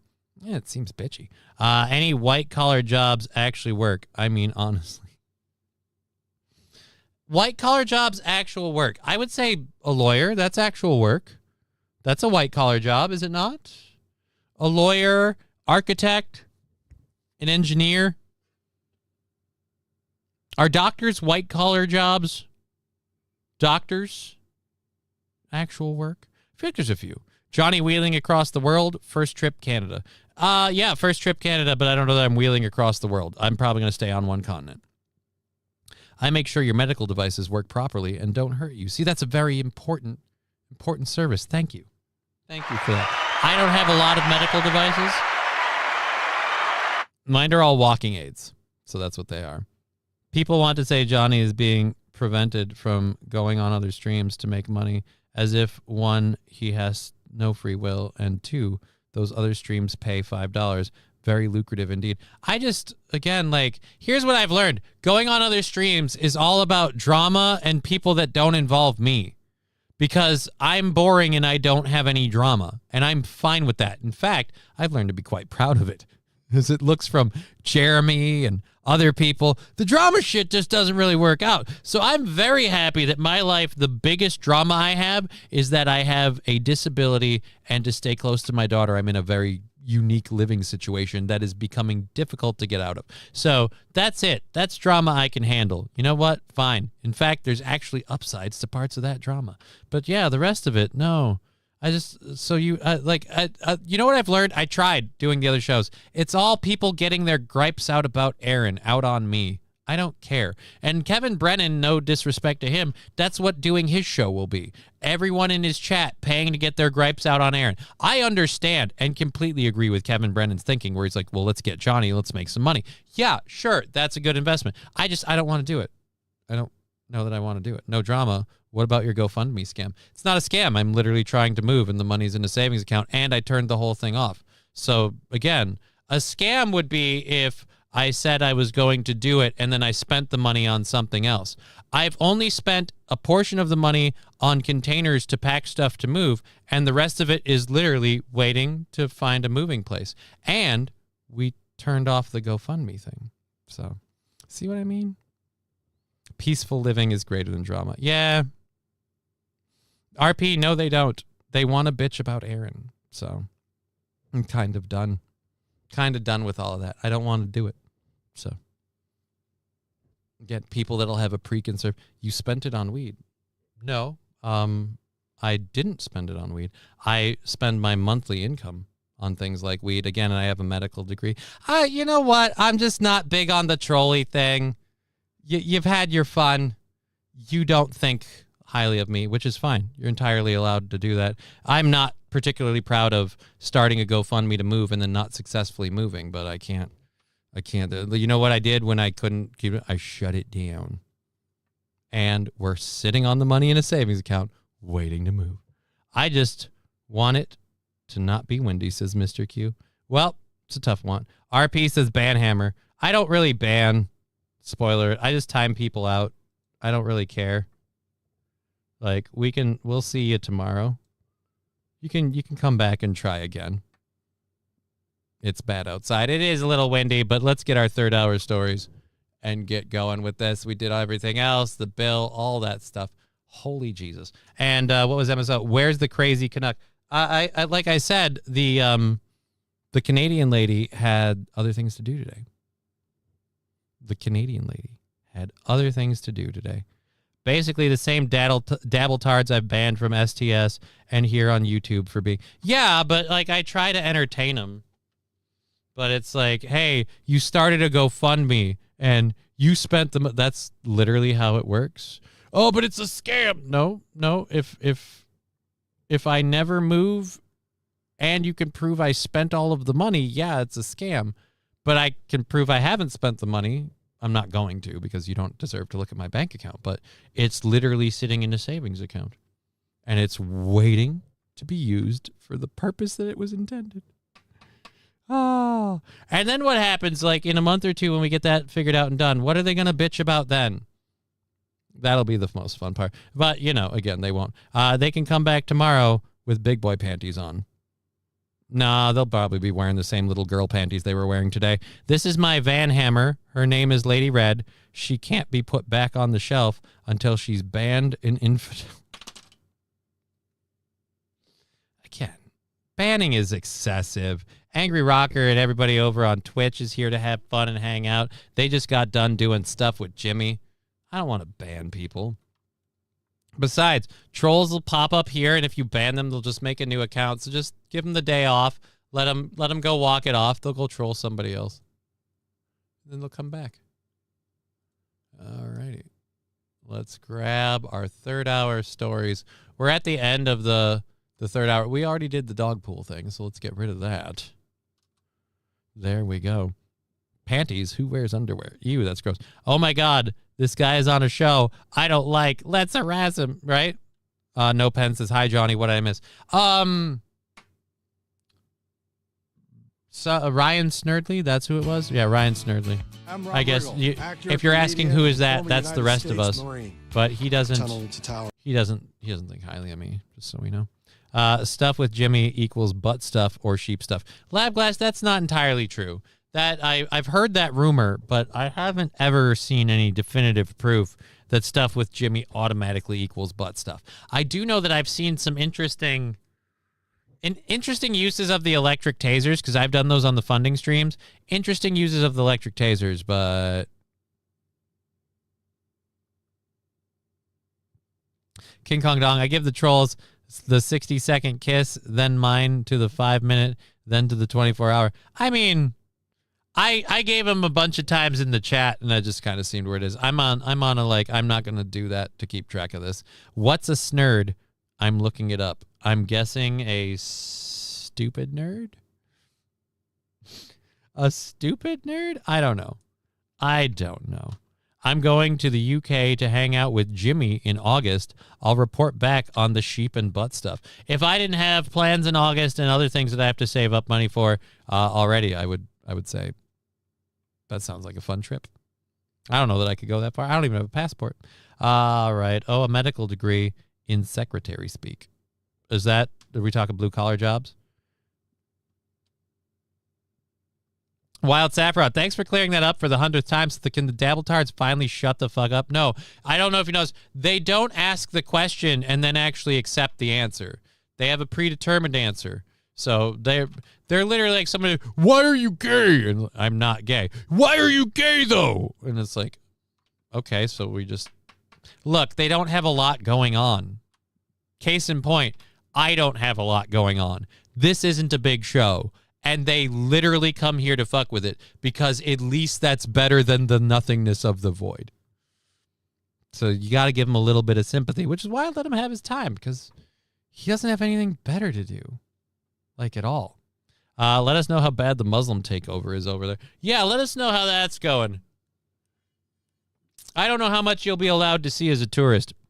I feel much like the CCP, the British government is going to start keeping you guys out of areas because they don't want you to see certain things like how it's going.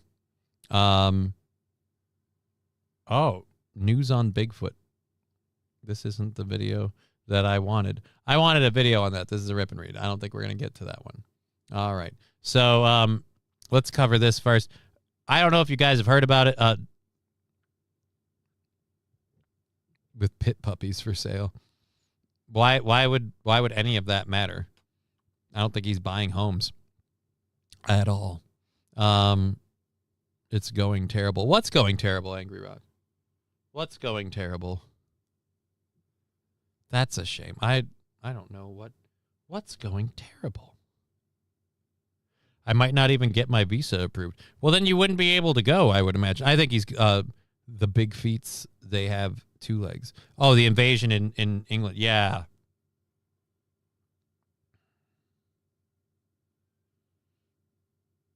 Yeah, I don't know how long that's going to last. Like England, how can you hold out at this point? You guys are giving up all your everything. Oof. And they're talking about this summer another big like caravan of migrants is building to like move into Europe and Spain and all that stuff. Good luck for you. Good luck for you. And like Angry Saxon said, Scruffy, praying for you, homie. Praying for you. You should not need a visa to come to the UK for a holiday, says Saint Cedar. I believe it's called a tourist visa. I don't think they're hard to get, but I'm pretty sure you need to have one. I wouldn't want to leave the US at all right now, says Mr. Q. I mean, if you can afford to travel and vacation and you know people and you're going to meet them, like, I wouldn't mind that. You know what? Might be the best time now to do it or not do it at all. Because who knows what the future holds. It's an ETA. Oh. Kansas City was bad enough. Dang laws. You don't want to hop the channel, but you also don't have a friend over there. I don't know. The King's Speech, is that a big deal? I'm just vocal about my opinions, so they may ban me. Yeah, your vacation might be remarkably short. They might send you home really quick, unfortunately. They just decide that's what we're going to do. Alrighty. I worry about Digger. Oh. All right. Is a buddy of... Oh, yeah. Well, that's her choice. I worry she doesn't know. I don't know if she knows that. You'd have to talk to her about that. Anywho night. What? Angry Rocker? I don't know. All right, let's go to this quick. Ironically, a rip and read on the movie The Rip. I have seen advertisements for this movie The Rip, but apparently Matt Damon and Ben Affleck, who are in the movie, are now being sued by 2 South Florida police officers who are claiming Ben Affleck and Matt Damon's recent action thriller The Rip used too many real-life details in its fictionalized narrative, causing harm to the officers' personal and professional reputations, as well as nope, that's it. That's the defamation lawsuit. That's it. Just the personal. All right. Jason Smith and Jonathan Santana, sergeants at the Miami-Dade Sheriff's Office, filed the lawsuit in Miami federal court earlier this month against Artist Equity, a film production company owned by Affleck and Damon. Court filings don't say how much the officers are suing for, but the civil rights complaint says they're seeking compensatory damages, punitive damages, and attorney fees, as well as a public retraction and correction. That's the part I was looking for. The Rip features Ben Affleck and Matt Damon as South Florida police officers who find millions of dollars inside a house. Parts of the movie were inspired by a real 2016 case where police found over $21 million linked to a suspected marijuana trafficker in Miami Lake's home. Affleck and Damon have said while promoting the film that the story is loosely based on accounts from Miami-Dade Police Captain Chris Cassiano, who served as a technical advisor on the film.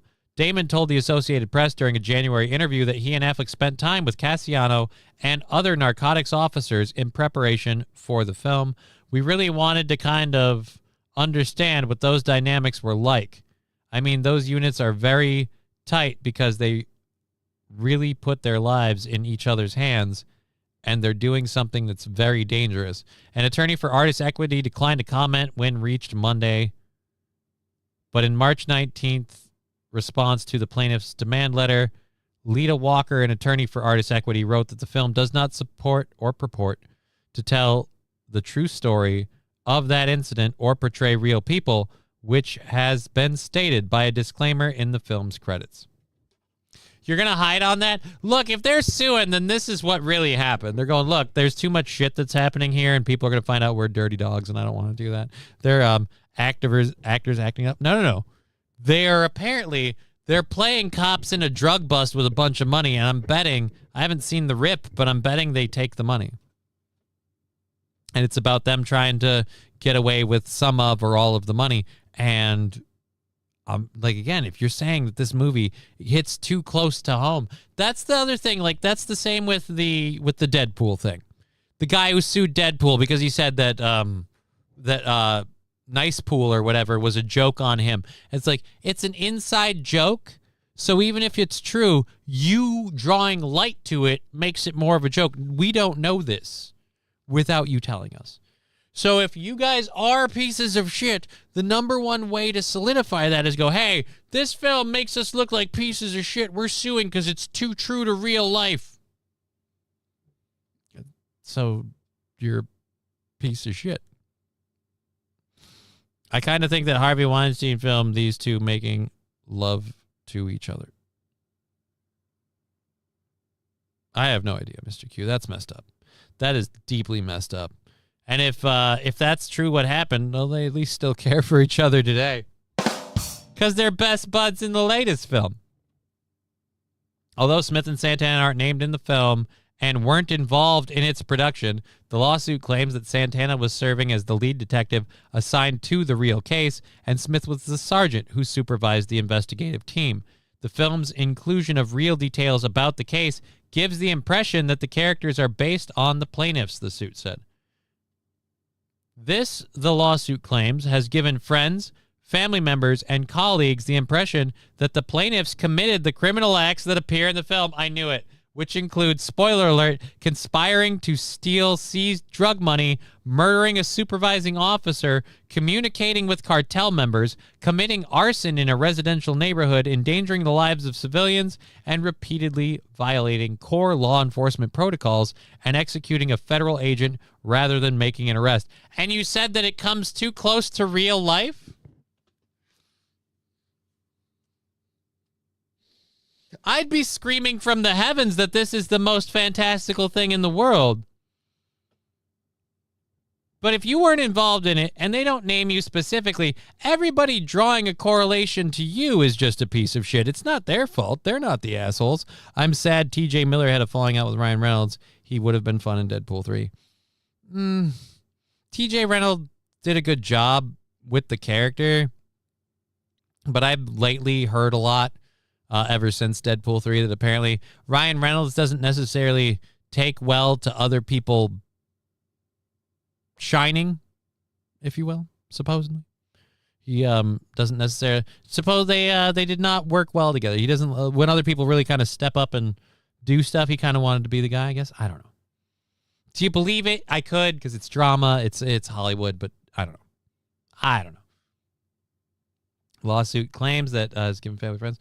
Walker wrote in March that the plaintiffs haven't even identified which particular character is supposed to be based on Smith or Santana. So even if the rip was actually about a real-life narcotics team, there's no way to connect any of the characters to the plaintiffs. Yeah, like I said, unless they literally use your guys' name or say that this is based on a true story, like, oh, it's on Netflix. It's got a 78% fresh on Rotten Tomatoes. Sounds like it's an okay flick then. But apparently it's too true to real life. So we've got, I guess, just 2 police officers who are admitting they may have done some dirty shit. I feel like the fact that you're still a police officer proves you were not in a case where you stole a bunch of money. Because you'd have to be the stupidest piece of shit on the planet to admit that to Ben Affleck and Matt Damon. So the fact that you are still employed with the Miami-Dade County Sheriff's Department probably means you're okay. 78%, is that good or bad?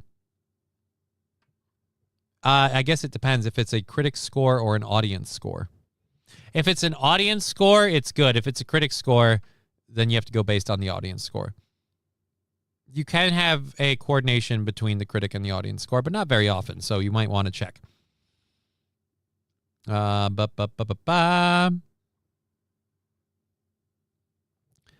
Nefarious intentions are afoot. I read about him on Faithful.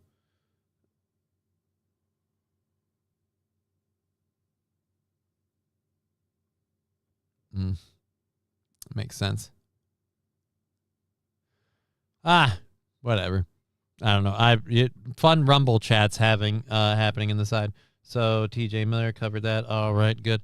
All right, so let's get to this. Apparently, beekeepers found, like, society in the world has moved along. The bees have adapted. They're now building homes in the sewers.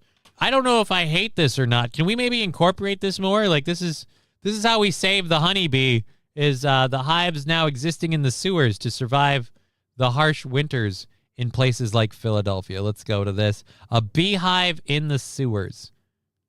As long as they're not coming up your shitter, I think it's all good, right? Now to a sticky situation in South Philadelphia. Residents say there's a massive beehive under a manhole. And now that the weather has turned a bit warmer, the bees have been swarming the cars and the pedestrians in the area. Action News reporter John Paul out to investigate live for us now on South. So wait, it's in the manhole cover? Damn. Lambert Street with the very latest from there, John. The Ninja Turtles are going to get pissed, or at the very least, they're going to get stung. Interesting situation here, Shari. Look, it is peak swarm season, so we are seeing a lot of these bee swarms. This one's a little different. I'm going to step out of the way and show you. Yeah, they're inside of that sewer right there, and you can see that contraption because beekeepers are trying to get them out of there. Parking is already hard to come by in South Philly. God, this audio is horrible. But neighbors on Lambert Street are going to let this spot be. Literally, looked like 1,000 bees swarming her car. Tom Duffy showed us this Holy video of honeybees Lord. swarming his neighbor's car. Turns All out right, a okay. colony took up residence. I was saying how, we need to make room for the bees and stuff, and everything. This seems to be a bit excessive. That's a lot. Did you say the homeless are living in the sewers? No, I said the bees are building hives in the sewers. And they clearly, the homeless aren't living in the sewers. Because if the homeless were living in the sewers, they'd eat the beehives for the honey. Residents inside the sewer. Be careful.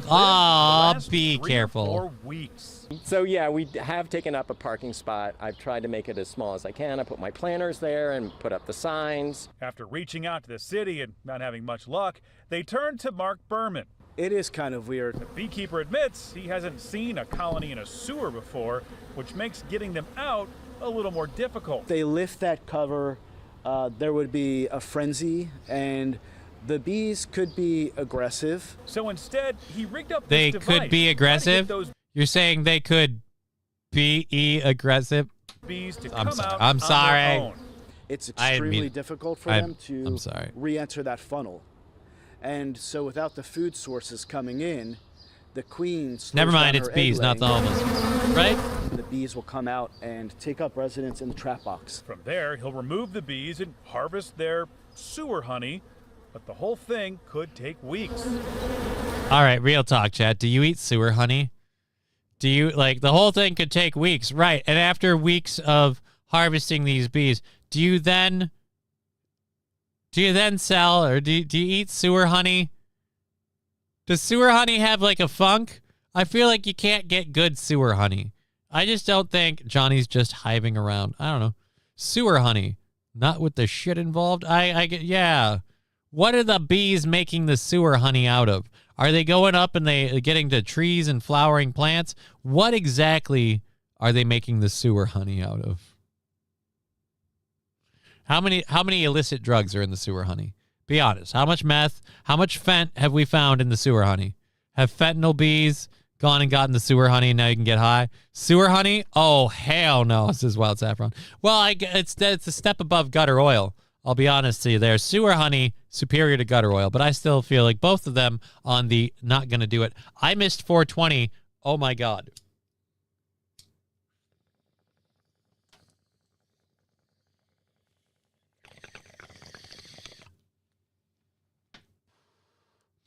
Matthew Q, attack of the fentanyl bees. Oh, my God, that's a good idea. No, it isn't, because fentanyl bees would be all lethargic and shit. Fentanyl bees will not have any energy. They're on fentanyl. Sewer honey is like Vegemite. You just keep drawing everything to Vegemite. King Kong Dog, sewer honey, strong pass. I'm kind of anti sewer honey as well. I don't know that I would want to do sewer honey. So neighbors might have to wait for the buzz to die down. He'll give them a home and harvest the honey and sell the honey, and life would He's be... gonna sell. He's gonna sell the honey. You advertise that it's sewer honey, though, please, at least, right? You don't just sell the honey with other batches of honey. You let them know, this honey came from a manhole cover in a tunnel that's full of doo-doo gas. We don't just sell the sewer. We label the sewer honey. I would even say, and I'm not the FDA, we don't sell the sewer honey. I would like to think in America we don't sell the sewer honey. St. Caesar, a hard no, Bob. Now give me fresh honey. King Kong Dong, sewer honey, strong pass. Cocaine bees. Now cocaine bees could be mad. Plus, then they're all dusted, so they look like moths at first. It'll be fun. Could you imagine a whole bunch of bees just doing blow? They absorb oxygen through their exoskeleton, right? They don't have true to form lungs, so they have to make a cloud. So they'd just be flying into the cocaine, dusting it in the air, and then just flying through and getting nutsos. Johnny's exotic honey. That's gross honey. That's disgusting honey. And I don't sell honey. I don't sell meat. I don't sell anything. I don't have any exotic stuff. But that is not, no. Sewer honey, hard pass. That.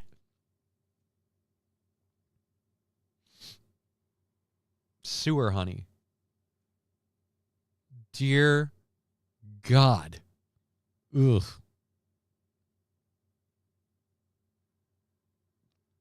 King Kong Dong. I think the Department of AG would say not okay to sell. Right? I think somebody needs to come in and stop these guys from selling their sewer honey. This guy is too excited about it. He's ready to sell his sewer honey. Harvest the honey and sell the honey, and life would be back to normal again on Lambert Street. Yeah, it could be some time, though. You can see the bees. They're actually trying to get back inside there. They can't, so it seems like this trap is working. Now, once he traps them and he takes them out of here, he says he plans to harvest the honey. And I was talking to the neighbors, he's going to bring the honey by to the neighbors, and they're trying to figure out a name. They're thinking maybe honey hole honey, something like that. But they're just be glad. Sewer honey. Call it sewer honey. It's from the literal sewer. Call it sewer honey. Manhole honey. I don't know. There's no good way. I'm sorry. Sewer honey, it can't be good. Sewer nut Cheerios, limited time flavor. No. Matthew Q. Gross. Yeah, you interviewed the neighbors. Did they tell you how disgusting the idea of actually having the honey would be? Great that he's willing to get it, extrude it, bottle it, and give it back, but I don't want sewer honey. Sell your sewer honey to the underground Vegas city. Well, this is in Philadelphia, so there might be a market down there, but you've got to travel all the way to Vegas. That's not going to be handy. That's not going to be convenient. Just get rid of the fucking honey, dude. Don't keep the honey. You're not going to give it back to, and thank you, Wild Saffron, for the 220. I missed that. Don't give the honey back to the people there. You're not going to give it back to the bees, so just get rid of the shit, all right? If the actual bees can't keep it, then get rid of it. Nobody should be eating sewer honey. God, that's gross.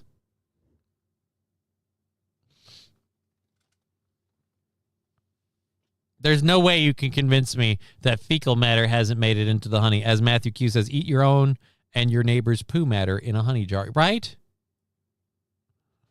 Says Rocky Balboa won his fights on sewer honey, Johnny. No, apparently not. Wrap a piece of duct tape on the sprayer of a can of Prethon. Toss the sewer. All these bees will instantly frozen lungs. No more problem. Well, killing them off, they're honeybees. So killing them off destroys pollinators. I don't know. Is it a good idea or not? MSO. Johnny will be starring in a new drama, Starsky and Crutch. Thank you for that, MSO. Scruffy, no thanks, I'll pass. Yeah, I think everybody's ready to pass on sewer honey. Dear Lord. I don't want to eat sewer honey. I don't know that I'm a big honey fan in general, but I definitely don't want it if it was in the sewer. Yeah, it was on the manhole cover. That's not any better. That's in the sewer. That's like saying that place was a shithole. But hey, it was only on the front doorstep. Yeah, that's not any better. That's not any better. Wait a minute, what?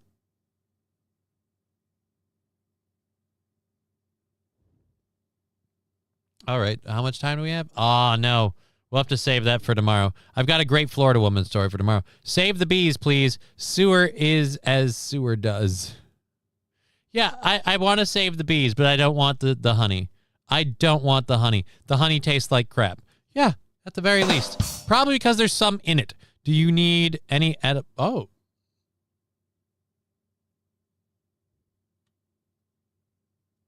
I mean, if you don't mind, I don't mind.